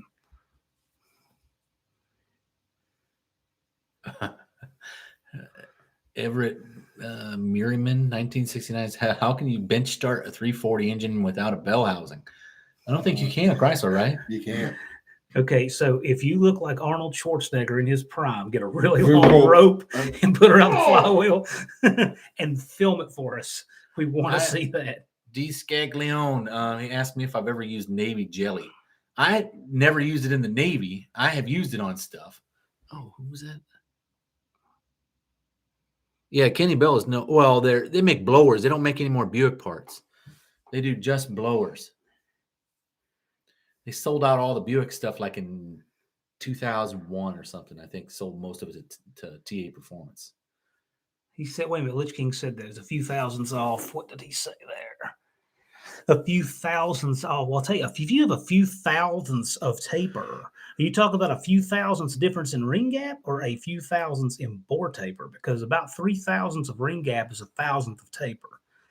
So if it's within one, but that still is odd to have any larger at the bottom than the top. Yeah. That shouldn't be. Right. You've got that upside down. Yeah. If you think about it, if you had that condition in nature, the pistons wouldn't even come out. Well, I'm telling you, And I've seen goofy even- crap like that, but a lot of it had to do with like heat. Overheating the motor will do some weird crap to the freaking cylinder walls. A few thousandths of ring gap. What's a few thousandths? Exactly.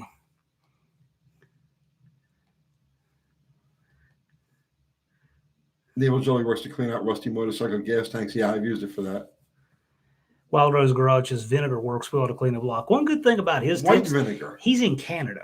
So if it cleans stuff up there, it probably handles anything we have around here. Yeah, like we got one spot Right. rust, and you're like, oh man, Exactly. it's rusted out, junk. I got to take it to the. Exactly. I grew up in Illinois, and I'm telling you, man, I was working on crap. You'd crawl up under cars, and like your floor pan would fall on your face as rust, right? And then I bought my first car in California, and I'm like, all right, I'm gonna crawl up under this sucker. I'm like, oh my god, this is what floor pan's supposed to look like. Wheelie King, maybe he checked it from the crankcase. I'm starting to believe that we're being trolled. I think that's probably what it is too. Yeah. Could be. Yeah, it sounded like it from the very beginning, to be honest with you. It just sounds weird to me. Chicago has the most beat up car. I don't doubt that a bit. I mean, in Chicago, do you use the fender to like get in traffic, push people out of the way? Chicago, their shit's still nice. We would always get their secondhand and leftover stuff. I go, hey, Tony, wondering when you started smoking cigarettes? 1972. And do you miss the days when you could smoke everywhere? I still do, for the most part. Yeah, but the only reason you can't smoke everywhere, it only changed recently within the past 20 years, right? Like when I was a kid, I remember my dad, all right, I'll give you an idea. His buddy was dying of lung cancer in like 1990 or 91. And the dude was smoking in the fucking hospital, dying from lung cancer, right? And nobody cared. It was like walk in, walk out, no big deal. You were just in the smoking wing of the hospital. When I was a little kid, they could smoke at the grocery store. I remember that. I remember when I was in middle school, when the smoking age changed. So the high schoolers had ashtrays and all this stuff at the high school. And then that changed from 16 to 18. They took all the ashtrays and stuff out. Yeah, 1972 when I was 10. Yeah. Well, a lot of people drink holders. The drink holders in the movie theater between the seats. Those are ashtrays. Yeah. Oh, that probably, it used to be. No, that's what they were. Oh, yeah, right. Well, the Navy, we used to have them on the consoles. People used to smoke everywhere. I mean, you're stuck on a ship. Yeah. Right? Then they moved it and they made it to where you had to have a smoking area. It was a smoking world at one time. Started changing a while back. The engine had the head gaskets on backwards, so it ran hot. I have averaged 7 thousandths of ring gap difference top to bottom. That's over 2,000 taper. Top. Okay. He's wrong. It's wide. I said, yeah, okay, that's normal. Okay. Yeah, so if you got 7 thousandths tape, that's 2 thousandths of taper. If it's 7 thousandths ring gap in difference, so it's 2 thousandths taper bottom. That's normal. It's a lot, but it's normal. It's too much. I know they demonize cigarette smokers, and it makes me mad. It actually makes me mad, right? Because you're going to demonize that guy. Look at it like this. You take one of these new kids, and they're mad because you're smoking in a public store, but then they're going to go home and get it on with another dude. You know what I mean? Come on.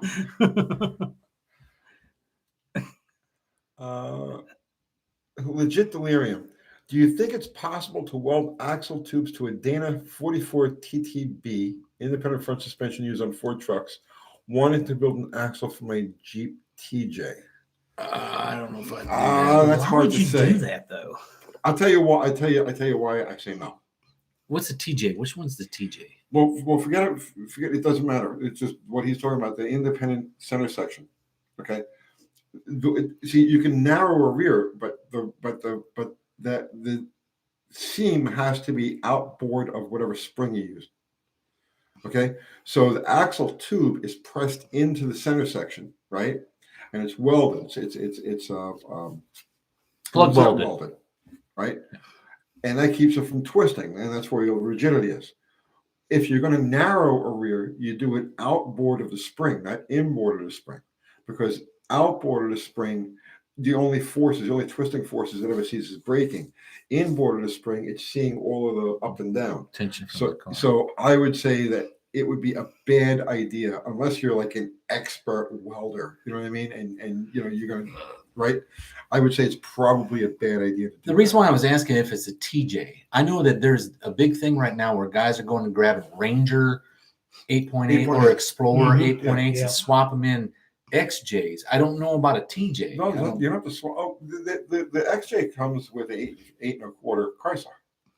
Right. Well, I'm just saying that there's a lot of guys swapping 8.8 Fords into those XJs. I don't know what they come with or, if it's necessary. I have no idea. But I just know that they're swapping those 8.8s in easy.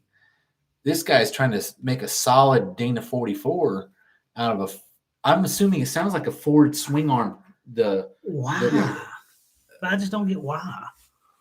There's so many other choices. You don't require all that. Yeah, I would not. I wouldn't bother with that. Mothballs in the gas tank. Old school BS or no? I'm gonna call it BS. I don't know what mothballs are supposed to do. I've heard it's like octane or something like that. Yeah. But it's like this. If it was legit, people would do it. Right. Well, people did do it. You know how many times I've heard that, though? People have done a lot of stuff. It doesn't mean, they should.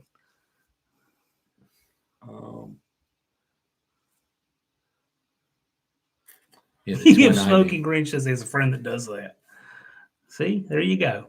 Smoking Grinch's friend is the only guy out of 7 billion people on the face of the earth that still does that. There you go. I do know that those things smell horrendous. Oh, yeah. They do stink. Mr. Otani, did you ever quit cigarettes for a while? Yeah. There was like a 6-7 hour period back around 1992, 93. Yeah, it was hard, man. It was really hard. So I gave up. Well, you did quit on a video for about 30 minutes? And we're up on top of the record? Yes, I forgot about Yeah. that.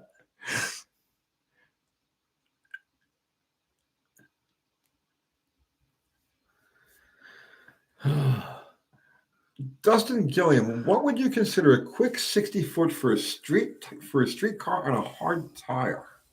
What's a quick 60-foot for that? For a street hard tire, anything Man, I in think the 150s. Oh man, that's pretty killer for a hard tire car. These guys do it. Well, I'm sure they do, but I'm thinking a reasonable number. A reasonable number is like in the Probably 180s. 170s, 180s, yeah. Yeah, And that would be like, hey man, you're legit pretty hot. If you got down to a 150, you'd be killing it. Well, he asked what hard was. Yeah, He didn't ask what's a decent. He asked what's hard. Yeah, I'm thinking Well, that's good point. 150, 60 foot. Usually you're running like On a street tire? yeah, you would have to be running in the high sixes at a 150. You're 60 Dave foot. Dudek. I mean, what are those guys? What kind of 60 foots are they getting? Well, is that the fast cars? The Yeah. factory stock appearing? Yeah, pulling the left front wheel with polyglass. What are they getting? Well, I assume pulling tires, you're probably somewhere around the 160, 150s. And when we're talking about street tires, we're not talking about fake street tires that just have And DOT approval. these are Well, polyglass. he's not talking about. Yeah, he's not talking about polyglass GTs. Right. He's not talking about like just off the shelf, Gwin Dong, 60s. He's talking about a good tire, a good street tire, A a real hard street sidewall street tire. Mickey Thompson's Right. drag radio or something. Yeah, he's not talking about the tires you go get at Walmart. Well, there's He's a talking lot about possible. Tire with barn. those. There's a lot possible with those. Yeah, that would be an easy 150, I would assume. Those things, they hook harder than a slick, I think. My favorite car myth is that people need brakes. I've never been a fan. Brakes are overrated. Bruce W. Bottom Rocket, we update about the link bars. How are you going to get around not using link bar lifters? I am using link bar lifters. I'm just going with a solid instead of a hydraulic. You just broke down and bought solids? Yeah. I think that was probably the easiest way to go. Well, let me tell you what I did. I went and bought Chinese lifters. Okay? Chinese lifters? I went and bought Chinese lifters. So here's what I find. Okay? So all right, I need a set of solid rollers for a small block mopar. This shouldn't be a difficult thing. Okay? Now I can get hydraulic rollers for a small block mopar from all these different manufacturers, okay? And they're around $450, $500 a set in that range. But you can't touch a solid roller lifter for less than, get this one. So I'm ready to pull the trigger. I see a $600-700 set. bucks. Try again. So I'm seeing them listed for like $190, $200, like that, right? Lunati. I don't want to mention manufacturers. I want to, but named manufacturers. I see them listed for like between the $170 and $200 range. So I go to order a set of the name brand ones. Was that each? That was for a pair. That was for a pair. So now we're talking Ooh, right. Yeah. Right. I wonder why the hell they're so Man. They're fucking ridiculous. Well, This is for a solid. Well, this makes no roller sense. lifter. It makes no sense at all. But I tell you, go online right now and try to find. It's Well, fewer no, I mean, parts. like, okay, so logical thought here. Right. When you make a hydraulic roller lifter, Yes. it's already a solid. You're right.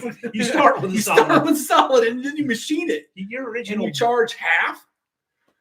That makes no fucking sense. your original budget for Bottle Rocket was $3,000.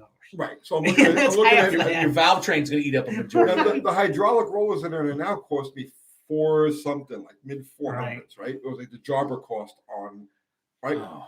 So I'm looking to spend $1,000 on a set of lifters, $1,000 Yeah, plus on a set of you're lifters. I'm like, no, That's just crazy. no. So I start hunting and I see CAT Automotive, CAT Automotive, right? They're in Illinois. I don't know if they're actually Illinois, but so I look at them. They're a machine shop. They're a speed shop, machine shop. I'm like, okay, and they sell these lifters for $219 a set, 16 lifters, and I'm like, you know what? I don't care if they're made in Easter Bongo squeegee by lepers and puppies. I do not care. You know what I mean? I'm not spending that much money to get this freaking this $12 engine. I'm not going to feed it $1,000 with the lifters. So I bought the damn thing. The great part here is all these people, again, somebody will complain about it. The great part is they get to watch your experiment and then make up their own mind what they want to do. We'll see Well, how it I'm goes. beginning to think that your $12 engine might be a ticking time bomb. Well, we'll find out. Oh, man, I'll find out. I mean, if It's awesome. If it shucks We'll some find out. lifters, it shucks some lifters. It's just another brick in the wall. Yeah. You know what I'm saying? I'm just thinking it's going to lock up one of them rollers. Fine, you know what? It's freaking content. Fine, let's lock up rollers. Let's give the trolls more ammunition. I'm cool with that. My ego is intact. So yeah, I bought I still bought can't the believe cheapest mechanical lifters. $1,000? Yeah, bro, For they're solid? Oh, I can't believe That's that. insane.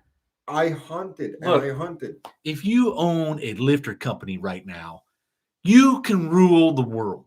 You can easily rule the world. Why did All you got to do is make a flat tappet lifter that lives past break-in, right? I mean, Yeah. come on. What is wrong with people? If you're an American lifter manufacturer and you're watching this show, grow a pair of balls and make a product and sell it to the American public. You're going to have all the business. Everybody's tired of the failures. Yeah. Everybody's tired of getting gigged. Everybody's tired of getting screwed. Make something worth a crap. Well, I mean, the way I figure it is, what are the failure points? What is the potential failure point on this thing other than, well, okay, maybe the tie bar breaks. What are the chances? Okay. No, rollers. the roller. I'm telling you, I had a roller lifter failure, and it locked the wheel up and Yeah. flat spotted the wheel and ate that cam in half. Yeah. Right, but I did drive it 400 miles with it hammered like mad, Yeah. thinking, well, I mean, it's already effed. I got to go home anyway. Yeah, all this thing is ever going to do is just go, "Bwah," right? You know, so it's like, I'm not. Let's see what it does. Hey, if it delivers a good time slip, you know. Remember MAS Racing products? Yes, I do. I Yes, I bought a do. hood from them. I have an MAS Racing 6-pack hood on my Dart. Bruce W says you got $80 hydraulic rollers made 360 miles. Yeah, well, they're because it's a factory, it's a Magnum thing, so it's already. See, going in LA, you have to use a retro, what they call a retro style. Yeah. It takes the goofy tie bar that Yeah. goes across. Unless you go 85 to 91, then they have the factory with the little keyed thing and the spider and all that. Okay, so Kenny Whidden says he's never rounded in lobe on his small block Chevy engine with a solid flat tappet cam. I use either Lenati or Good for Iski him. cams and lifters. Oh, You're lucky, buddy. Oh, yeah, but that was the other thing I wanted to point out. You can get, there are $400 and some odd sets of solid roller lifters, but they're only Chevy sizes. Yeah. Which makes no sense to me at all. Right. Because you're talking about the same basic fucking Lifter. In in a 875 different or diameter. something. Yeah. In a different diameter. Yep. Why don't they make them all in Mopar size and make the Chevy guys either open up their lifter boards or mill them or Well, put them in a lathe or when you're something? talking solid rollers, here's what's kind of neat about GM stuff.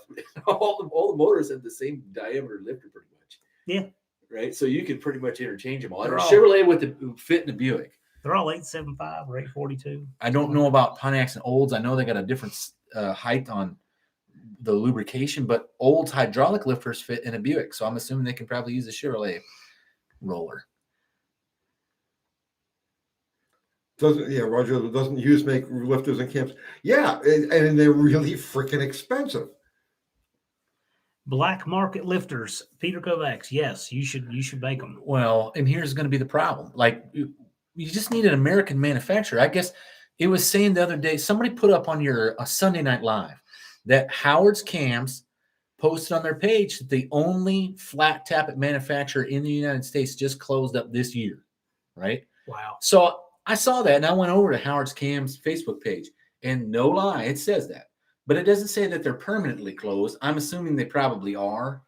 But Howard's also goes on to say that they prefer to buy their parts American made, right? They prefer to support made in the USA stuff. So in other words, what Howard's is saying is that they've been peddling Chinese stuff all along. Yeah, that's kind of what they can. What Well, it how do sounds you like. figure? Because they can't, right now, all of these boats, all of this supply chain stuff, they Uh-huh. can't get the lifters. The manufacturer that they were getting the lifters from is overseas. But they would prefer to buy American. So therefore, Howard's is saying that they've been selling Chinese lifters.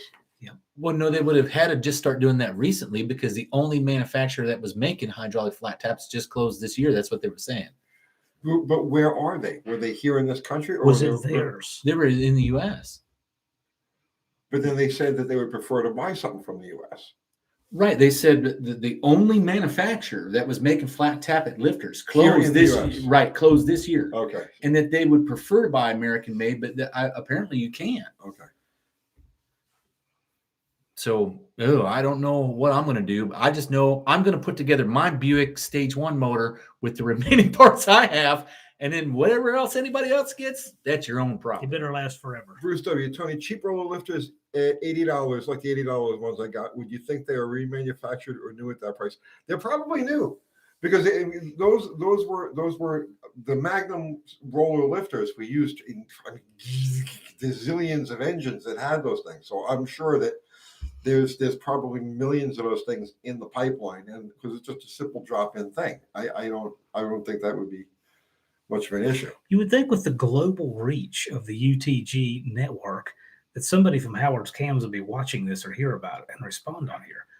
So if you are, where are your lifters made? And somebody's saying right here, Comp makes them in Mexico. I'd like to see that. I'd like to literally see that. I'll guarantee you that they're probably not coming from Mexico. They're coming from overseas, but not Mexico. Where overseas then? Vietnam? Where? I would probably go out on a limb and say that most likely they're made in China. Yeah. Right. I mean, that's just where everybody's tooled up right now. That's You know, where all the tools took the tools to tool up. It's funny, right? If you go back like, let's say 25, 30 years ago, there was this big brouhaha about the Hencho and Mexico Chevy blocks.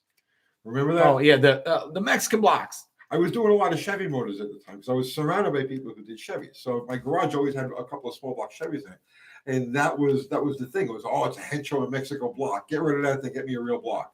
Right? Oh, but now it's the thing. it's Like the thing. I need to get it. And now it's like you would see that as a sign of quality. All right, it's Mexican.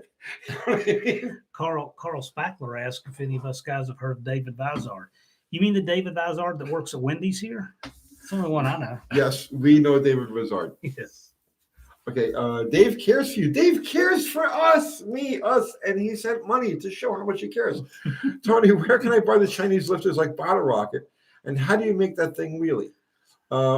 Just go to CAT Automotive, or just Google Google search small block Mopar solid roller lifters, right? And be prepared for shock, okay? And then you'll I find still can't believe yeah. that. I Be still prepared can't for shock. believe that. It costs more than a high. What is wrong with people? How does a lifter that takes no extra machine work cost more? No, How does it cost more? You start with the solid. I know it. It's like, hey, I got this solid lifter. Oh man, I'm going to convert it into hydraulics so I can get fucked in the ass by spending extra time and tools and machine work to make them, and then I'm going to sell them for half the price. So call them up and I say, don't get it. It sounds this is the most stupid thing I ever heard in my life. so order the hydraulics and say, can I get these in 80% finished? 80% lower. So he also wants to know, how do I make that thing wheelie? How do I make Bottle Rocket wheelie? Dump the clutch and spray it, right? Isn't that what you were doing? You No, weren't even spraying it. Wouldn't spraying it? Oh, for wheeling it? Nope. Well, I thought that was at the 318 Fest. Yeah, but it wasn't spraying it off the starting line. Oh, you weren't? I thought you were. No. I the first run was just motor, and then the second one, I launched the car and didn't hit the button until after the tree. And then I clicked it right after that because the front end was all over the place. But I still remember that. I got to come up with a cool ass name for that move. how does it really? I know you're not going to believe it. It sounds ridiculous. Okay, it's a fast car. It doesn't get to be a fast car very often because it breaks stuff. Every time I look at it, it breaks something. It's like it has a curse. So, but when it doesn't break stuff, it's a pretty fast freaking car. Vince Rencher, I will be there also. I'll tell you what, I was shocked when so Bottle Rocket, your first pass, you had the left front off the ground. Right. And on the second pass, I was filming from the 330 because I thought you were going to run it to about half track, but that front end proved to be too. Yeah. So I'm filming from the 330 and I'm so honed in watching it. I watched the tape back and you have both wheels off. And so I saved a still, but it's grainy because of the distance, but you can clearly see air under both front wheels. What happened was when I launched the car, I felt the front end get light. And before I could think, oh, hit the button now while it's already up, because then I get some height. You know what I mean? Between having that thought and the thought getting from my head to the finger, it had already come down. Oh, So yeah. I'm you sure it was had like air. seconds. Yeah. You Like, had air we're not under even both. seconds. I just think that we got to come up with a cool name for it because it looks so wonky going down the track with the tire changing caster camber. And we couldn't even figure out what was wrong. And it was when you turned in front of, when you turned and went in front of us, I'm like, holy cow, look at that wheel. The camber was unreal. It's like a shopping cart. Yeah, like I said, it hasn't. I haven't made. No, I mean, I'm going to own it. I haven't made a clean pass with the car yet. It breaks every time you point it at the track. There's something else that happens with it. Maybe it's because you put cheap $200 lifters in it. Oh, geez, I don't know, but the damn thing runs really hard. When it runs hard. That car is so cool. People who haven't seen it in person don't know what they're missing. Like every panel on the car quivers with vibration. Like everything, the roof skin, the quarters, the bumpers, the door skins. It's really interesting. I was impressed by it, to be honest with you, because 318s, when I was in high school, used to take them out, throw them in the trash, and find a 360 or a 340. That was the thing. It was like nobody hot rodded a 318. That was ridiculous. But you got to remember something too. That's a stock piston motor with stock valve. Yeah. I think that's cool. That's the stuff I like to do. That's like my Buick 350. You saw I could buy a set of roller rocker arms. They're $1,000. It has a full interior. Why the hell would I do that when I can make my own set of rocker arms and watch it break? It has a full interior. It's got roll down windows. It's it And doesn't have any carpet on the floor. and But it has weighs a headliner and it has a rear view mirror and 3,000 pounds from a B body. Well, I tell you what, I look at that Wow. car and it does remind me of, oh, damn it. What was Telly Savalas, the TV show where he was Kojak? It reminds me of Kojak because it's around that same time frame, right? Yeah. the last time killed me. We took it out. The car sounded, the air was decent. The car sounded so good. And I warmed it up, right? Just drove around back in the pits a little bit, got it all warmed up. And I laid into it. The car just, it was all there, right? So I went around and I'm like, okay, here we go. Now we're gonna, now this thing is gonna go, right? So I start doing the burnout, right? And it goes, "Wah!" Like it was singing, and then all of a sudden it goes, you know what I mean? It lost the cylinder. It lost the cylinder. So I made 2 passes on 7 cylinders, and it went like 10 or whatever the hell it was. But I mean, I didn't know it had lost a cylinder. You know what I mean? It didn't. It was Just down on power. It was just down on power. Yeah. Like, what the hell happened to this thing now? So the first one, I was like, maybe it's just a fluke, but it doesn't sound right. It's not right. So I went back and did it again because it was. I'm telling you, there's got to be some way to make those hydraulics solids without spending $1 zillion and without disassembling them completely. And fuck it. I got a set of $200 solids that I'm throwing in there, and that's it. And we're gonna try it. Well, I'm kind of wondering if you could do something like different, like feed some cotton or something in there, right? What? Cotton? Yeah, like a ball of cotton where it can't get out of the hole. It's trapped inside the lifter once it's there. My life is, Cotton? dude. Do you realize how old I am? I mean, seriously, that would actually take a percentage of my remaining time on Earth to do. It would be a measurable percentage. I don't have the time for that. I'm just thinking of something that would like, you know how you put like bread and get your pilot bearing out, your pilot bushing out of the crankshaft? I've heard that. Yeah. Well, it's the same thing would happen. You put cotton in there, it's not going to compress. Yeah, but I'm the tiny hole. Do you realize how much? Feed it in there, man. You can feed it in there. That'd make a great video, Dallas. You could have about a 14-hour video if you feeding cotton through the oil. Yeah, that would not be a good video for me, I don't think. But I think I could do it with a toothpick and just some patience. Do it on the next live. Sit over here. See, with the I was lifter thinking this too. and See how many you get. Doug done. Rutley's thinking right on the same lines as I am, JB Weld, or some kind of hard epoxy. Yeah, a hard epoxy. There was somebody mentioned, maybe it was you. Somebody mentioned a specific brand of epoxy to use. Oh, who was the guy that the smart guy? Tom Muse. Tom Muse. The epoxy. Yeah, but I don't want to. I just don't want to bother with it. I just don't want to bother with it. You know what I mean? It's like I'm done. I'm over. Right now, I'm just gonna put solids in there, and it's done. Oh, rosette weld. Drill the side and rosette weld. Is that like a plug to the side? Mike Ibbins suggested that. He said drill it out and then do a TIG weld to put those back so you can disassemble the lifter. Oh, about the tie bars? It's hard, man. I know. It's I don't right. want to deal with it. No, I get I it. don't want to deal with it. I think what he was. Well, is that what he's talking about? I thought he was could saying pull drill the piston body. out of the lifter and stock washer underneath it. That was choice number one. That was the plan. Yeah. Right. So I took, I pulled the spiral lock out, got the plunger, the top part, the cup out, and then I went to take the plunger out, and the plunger won't come out past the rivet for the tie bar. Right. So in order for me to get, I would have to completely grind out the rivet to get the center of it out to stack washers underneath it. And it's like, Can't you just put the washers right on top of the plunger? How would I compress it? Because you're fighting the spring. There's a spring in there. Yeah. How Well, they're would not, I thought they collapsed easy though. You could just collapse them. it's a much heavier spring than you find on a regular flat tappet, which is why it doesn't make lifter noise. The spring, right, is a serious spring inside the lifter, much more so than just a typical like empty lifter. But in order for me to stack washers on top of that, I would have to compress the ring. So I looked at this. Now I compress the ring. How do I get the center back in? Right. Okay. Do you understand what I'm saying? Mm-hmm. I wouldn't be able to reassemble it. So the only way to actually take it apart is to drill out, is to grind away the rivet, slide the plunger out, get the spring out, stack out washers, and put it back together again. But then I'm dealing with the tie bar rivets and heating. Are you putting the plunger back in it, or is it just going to be all solid washers and then with just the cup? No, how about I just bought a set of freaking lifters that I can just stick in there? You know what I mean? And be done with I it. know. I know. We're getting way off track and we're starting to lose people. Doug Nard's bailing out. Oh no. Good night, Doug. Yeah, it doesn't matter. We're getting towards the end anyway. We're at the an hour and 50-minute mark.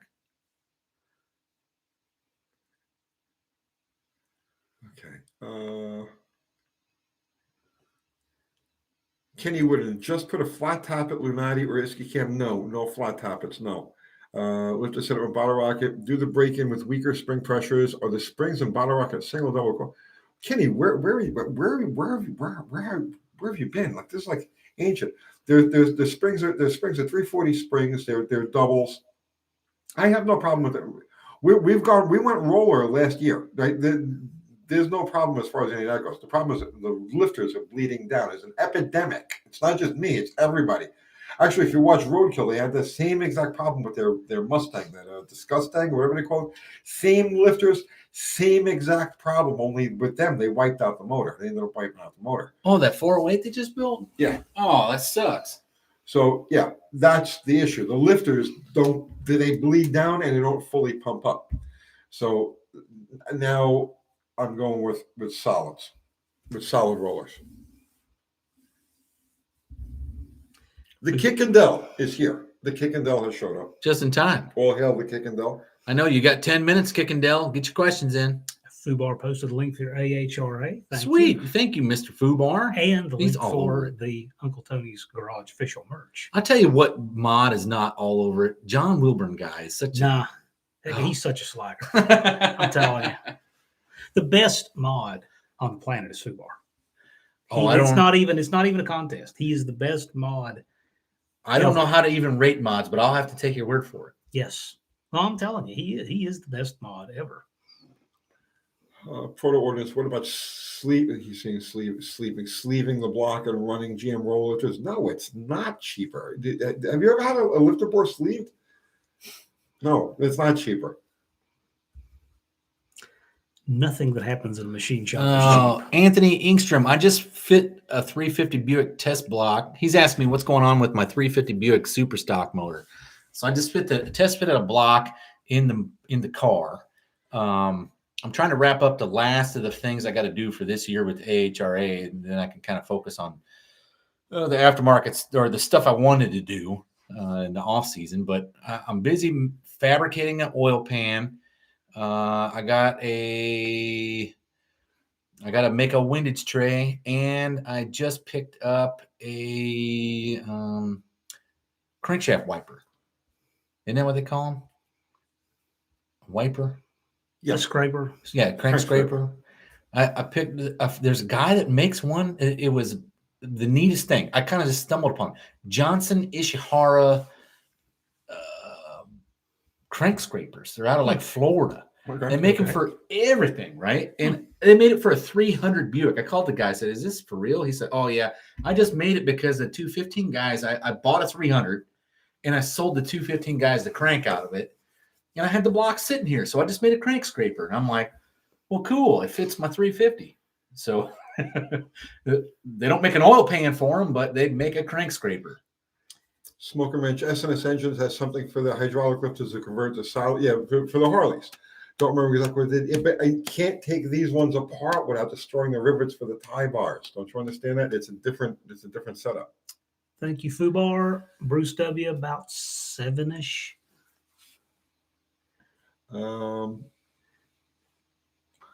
What about GM big block lifters? Might those fit with a lifter board resize? Yes, but do you realize what's involved in like Exactly. You know, that's. I know a lot of you guys. You mean well with your suggestions. They're, but they're not very well thought out. Think about what would have to be done to rebore the lifters, okay, or to sleeve the lifters, okay? because first the engine has to come out. It has to come completely torn apart. Completely. It has to get sent to a machine shop. Yeah. Now they're going to have to bore each of the lifters to fit the sleeves, right? Yes. Then they've got to put the sleeves in, and then they've got to finish all of the sleeves. Then the block has to be cleaned and washed and everything else. And then I got to put the whole freaking thing back together again and stick it in the car. And you have a $2,000 bill. Right, exactly. I have a $2,000 bill at the machine shop. Right. You guys don't think these things through. You don't think these things through.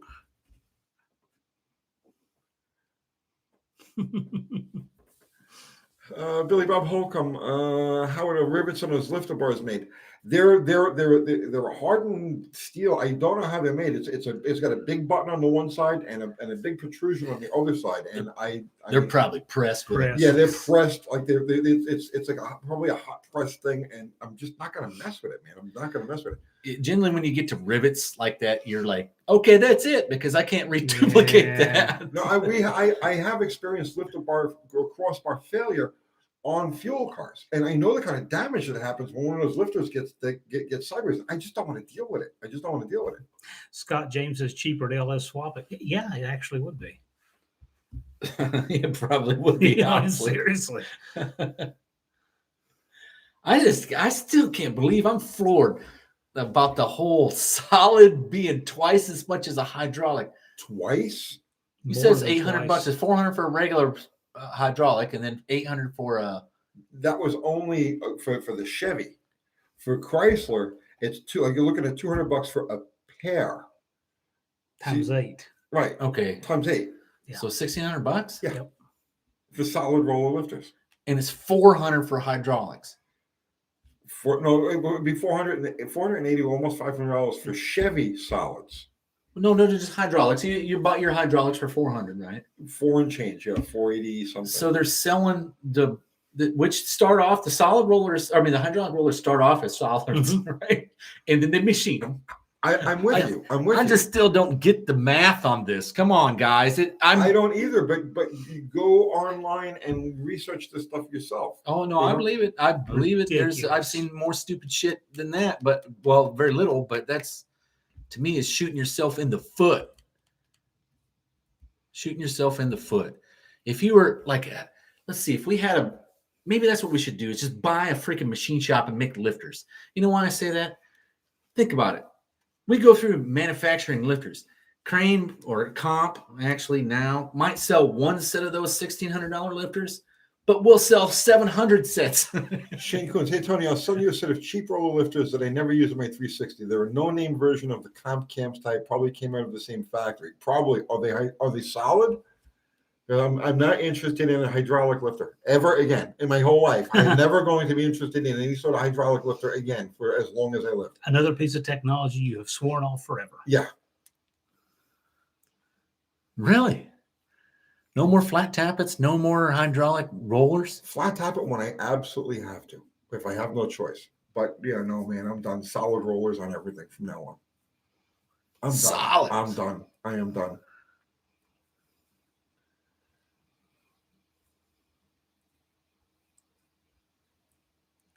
You guys are on fire tonight. Love it. Great show tonight. That's because the John Wilburn, he's stepped from there to here. And I didn't get to invade this place last weekend because we couldn't have the open. So I'm coming as a courier. You guys might not see. I came as a courier to bring this picture and Mopar Den's hand-painted sign there. And I just crashed her live. I didn't really intend to, but I just did it anyway, kind of. So I had to see this microphone in person. That was the main thing. Well, I'm glad you had an opportunity to put your lip prints on it, first off, but not intending to crash your Wednesday nights live that happens at 7:00 and you show up at 7:05. That sounds too played out. That's like this plan. I left Decula, Georgia at noon. I got to Dakotas. We shot a video there, drove straight here, and it's just what time it was. What about an accumulator for Plan Z? It will probably get an accumulator. I'm going to build a deep pan for it, and it'll probably get an accumulator on top of that. I don't really want to go to. Actually, I had a pretty good idea for that. Why don't we just build a pan like the Ruster, a single stage pump that's run off the crank with a belt? I don't want any. It's too Is much. it got a dry stuff. sump type system on it? Why? Because it's too much stuff. I would run the motor. I would coat the bearings with grease. Okay, and run the motor with no oil at all, Right. and just change the bearings after every run before you put a dry sump on it. Yep. No, not a dry sump. I'm not talking dry sump. Or any type of external pump. Why any you type can of buy them external so pump. cheap? No, I don't care if it's free. I don't care if the manufacturer says, here's this pump. I'll give you $1,000 with this pump and add 5 years to your life. If you put this on your car, I will say, no, thank you. I'm not interested. I will have the stock oil pump on that thing and I will make it work.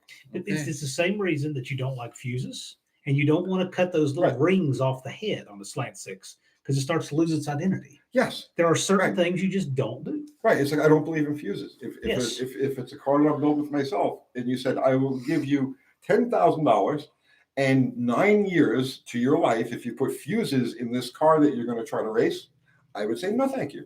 I just don't deal with that stuff. Well, it's been 2 hours here, fellas, and ladies and You're gentlemen. I guess. shortchanging them 30. Not yet. I'm not seconds. done talking. 30. You said it's been 2 hours. It has not been 2 hours. We did another video before this, and we had to restart it. It's been And no shroud. That's right, Peter 1:59. Kovacs. No shroud. But so make sure you check out the latest version of the funny car, the evolution of funny car. It's the last one, the smoking gun, the end, there should not be another funny car video, at least for a little while. I did get Forrest Pitcock's phone number though. There you go. And so we might be doing an interview with Forrest Pitcock That would be a very interesting show. He's over in Woodbury. Yeah, I know that. So I'm going to still do next to that cigarette. I don't care. Well, no, my kids are here, so they're just waiting for me to get done. So Well, now it's. I got to get out of here. So make sure you visit, Tony's merch page. Buy a bunch of black shirts that say stuff like, I thought I had a Dodge, and Sketchy by my standards. even sketchy by my Yes. standards. Yeah, And we have the Embrace the the monk. Suck shirt. Mhm. And we got to send Mike, kick it though. Make sure Kathy sends you one of those shirts, man. Join the AHRA if you have not already. You don't know yes, what you're please. missing. Yeah, heck yeah. Get in there and get a decal or a shirt. We got a whole bunch of new merch up on eBay this week. So The sanctioning body for the rest of us. yeah, sanctioning body for the regular person. Photo ordnance. Fuses can be kind of nice when you vibrate through a hot wire. I would rather die in flames. You understand what I'm saying? I would rather die screaming in flames than put a fucking fuse in a race car. Done. It's that simple. All right. Well, I gotta go. I Okay. gotta get rolling. So Yes.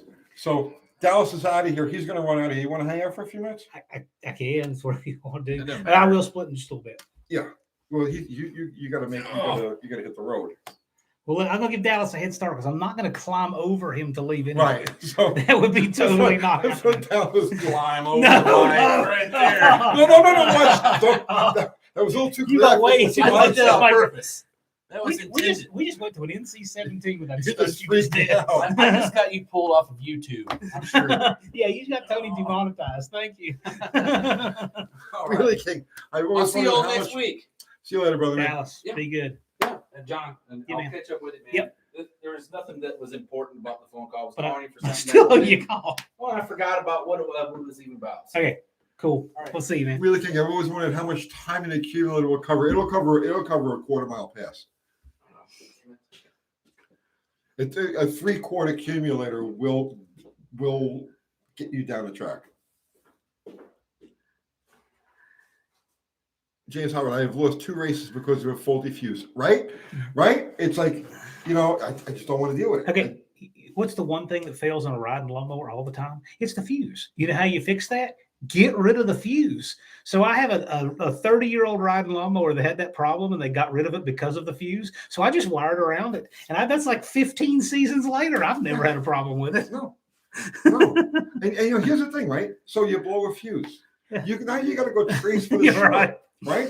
But if you don't put a fuse in there, then the wire burns up. It's obvious, and it's like That's a quick right, 5-minute exactly. fix. Oh, here's the problem. Right. Yeah. As opposed to spending a whole day. right. Is it here? Is it here? Is it here? No. I got to Just wig. fix the whole freaking wire, and so you can fix it. It's like the Cub Cadet. There's 7,000 wires in this Cub Cadet, and I'm going to wiggle this one and wiggle But this you one. forgot the one thing. What's that? When the wire burns up and you're inside the store and the car catches on fire. Well, I'm not talking about the daily driver cars. I'm talking about race cars, hot rods. Oh, race cars? Yeah. Oh, Okay. I put fuses in. What about the Tesla? Fuses and circuit breakers. What the Tesla? We just want to just incinerate ourselves. Oh, that one would definitely incinerate you. Have you guys had? That's one big thing no one's talked about. Like you in your video, but no one's really talked about the thermal run-on, where it actually burns one cell, goes to the next, to the next, to the next. Really? So yeah, Thermal that was- runaway, yeah. So thermal runaway or thermal run-on that happened on an episode of. Oh, what's the guys from Top Gear went to a new show on? Yeah, Amazon? the Koenigsberg car. Right, and it burned for 2.5 days. Yeah. Whoa. For real. Mhm. They couldn't put it out. Ooh. Crankshift, yeah, Clifford, Crankshift Depot on eBay. Right, that's what I bought. Has solid lifters for the 318 for $220 for a set of 16. Yeah, I know. Those are the ones I bought. Wow. Well, I'm going to see how they work. Yeah. That's exciting. I can't believe they cost that much. It just blows my mind. Yeah, he wraps his full with cigarette with the lighter. Yeah, yeah. Yeah, we'll use a 22. Or 22 shell. Yeah, yeah. And it's not always blowing the fuse. It's a problem. If they sit long enough, like moisture, like moving, they get cruddy and they lose their, even if they don't go completely dead, they lose their ability. You know what I mean? And it's like, no. And now a lot of these new cars, they run circuits through other circuits just out of convenience. So like the fuse for the windshield wipers might power this one accessory light. These things don't make any sense at all. Makes it very hard to troubleshoot.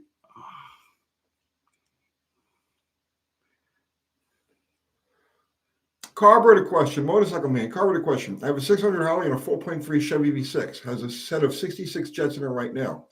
Just got it on there and haven't started tuning it yet. But in theory, it should work. It should. The only way to find out is to get out there and just drive it around, man.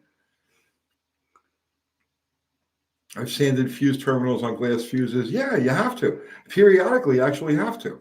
Go for a hard run on the highway when your few of your friends live along the way. Try it. Tony, what does a set of adjustable rockers cost for a 360 Magnum? You got to just. I got a used set of stainless ones for like $75. But they're all different prices. The ones that I bought they're like $250 new for a set. But I tell you what, they're out of stock because I looked. When was I looking? I said, you know what? As long as I'm buying some stuff, let me get another set of these, right? Just so that I've got them because I'm building other engines. So I said, let me get another set of these, and they're out of stock. But those were Speedmaster rockers. Good night, Gabriel DeMarco. He says he's thinking of buying a painless wiring harness. That might be a decent way to go, depending on what you're working on. I think in the not too distant future, right? I think that the next generation of hot rodding / modifying cars is going to be taking these late model cars that are pristine. They have perfect interiors, perfect bodies, perfect everything, right? But like electrical problems up the yin yang. And I think that the next phase is to drop in older motors with older transmissions and gut the wiring and wire them like with a painless kit. So you've got your lights working and I think seriously, if you look 10 years down the road, 5 or 10 years down the road of the hot rod modifying car world, that's going to be it. 1960s and 70s motors are probably aftermarket equivalents with 1960s, 1970s transmissions and universal wiring harnesses. And that's going to be the hot rod of the future. Okay, you look at these new pickup trucks that cost $60,000, $70,000, which is right? absurd. Which is ridiculous. Okay, so the transmission just falls apart, right? Yeah. $10,000. Okay, absurd. How can somebody not make a retrofit to stick a 727 and some standalone harness to make all that work with the truck and just stick it in? That's got to appeal to somebody. You make it better for half the money and more reliable forever.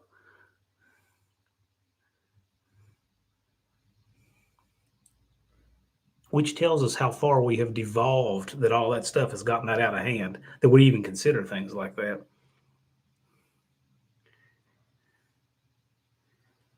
There's Zero saying, check on back orders on any fuse kits before you build a plan or plan to build from a former Classic Industries employee. Yeah, he's right. Listen, I was, and I don't mean to single anybody out. It was just he was named in the conversation that Kathy and I were having this afternoon, because we're talking about all like Classic Industries, all these places, these aftermarket manufacturers, all of their stuff comes from China and overseas, and like they stopped doing like things like door panels a while ago, and it's like now with this current situation, I can't imagine like somebody like Mark Warman. I cannot imagine what he's going to be up against when like none of this stuff is available. Yeah.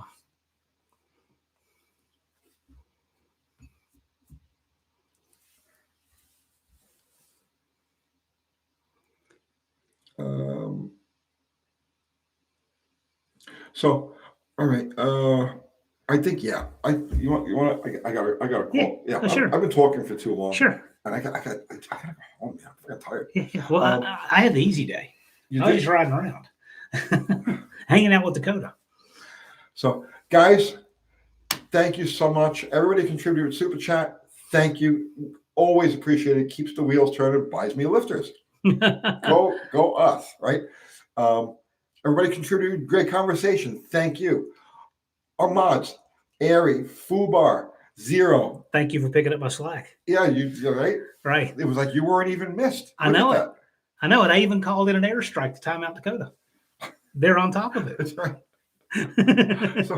So we're out of here. Tomorrow night, we're going to do something with the Junkyard Jet guys at 7 o'clock. I'm not sure exactly what we're going to do yet, but the lives with those guys doing that stuff seems to be popular. So we're going to do a live on the shop Those tomorrow are night, great, aren't they? 7 o'clock. Those are so good. I love working with those guys. They're fun. What a great project that's turned out to be.